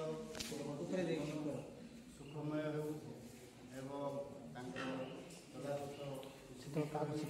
ତାଙ୍କର ପାରିବାରିକ ଜୀବନ ମଧ୍ୟ ସୁଖମୟ ହେଉ, ତାଙ୍କର ବ୍ୟକ୍ତିଗତ ଶାରୀରିକ ସବୁ କ୍ଷେତ୍ରରେ ସାର୍ ଭଲ ରୁହନ୍ତୁ ଏବଂ ଗୋଟିଏ କଥା ସାର୍ଙ୍କର କଲିଗ ହିସାବରେ, ସହଯୋଗୀ ସହକର୍ମୀ ହିସାବରେ ମୁଁ ସାର୍ଙ୍କୁ ତ କିଛି ଆଦେଶ ଦେଇପାରିବି ନାହିଁ। ଗୋଟିଏ କଥା କହିପାରିବି, ସାର୍ ଆପଣଙ୍କୁ ଯେକୌଣସି ସମୟରେ ମଧ୍ୟ ଆମର ଆବଶ୍ୟକତା ପଡ଼େ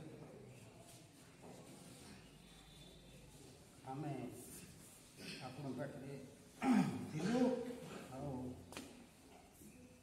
ଆଗକୁ ମଧ୍ୟ ରହିବୁ। ତେଣୁକରି ଆପଣ ଯେକୌଣସି ମୁହୂର୍ତ୍ତରେ ସାହାଯ୍ୟ ଆବଶ୍ୟକ କରନ୍ତି ଆମେ ଆପଣଙ୍କ ପାଖରେ ପହଞ୍ଚୁ। ଏତିକି କହି ମୋର ବକ୍ତବ୍ୟ ଶେଷ କରୁଛି। ଧନ୍ୟବାଦ। ଶିକ୍ଷକତା ଏକ ପବିତ୍ର ବୃତ୍ତି। ଜ୍ଞାନ, ଦକ୍ଷତା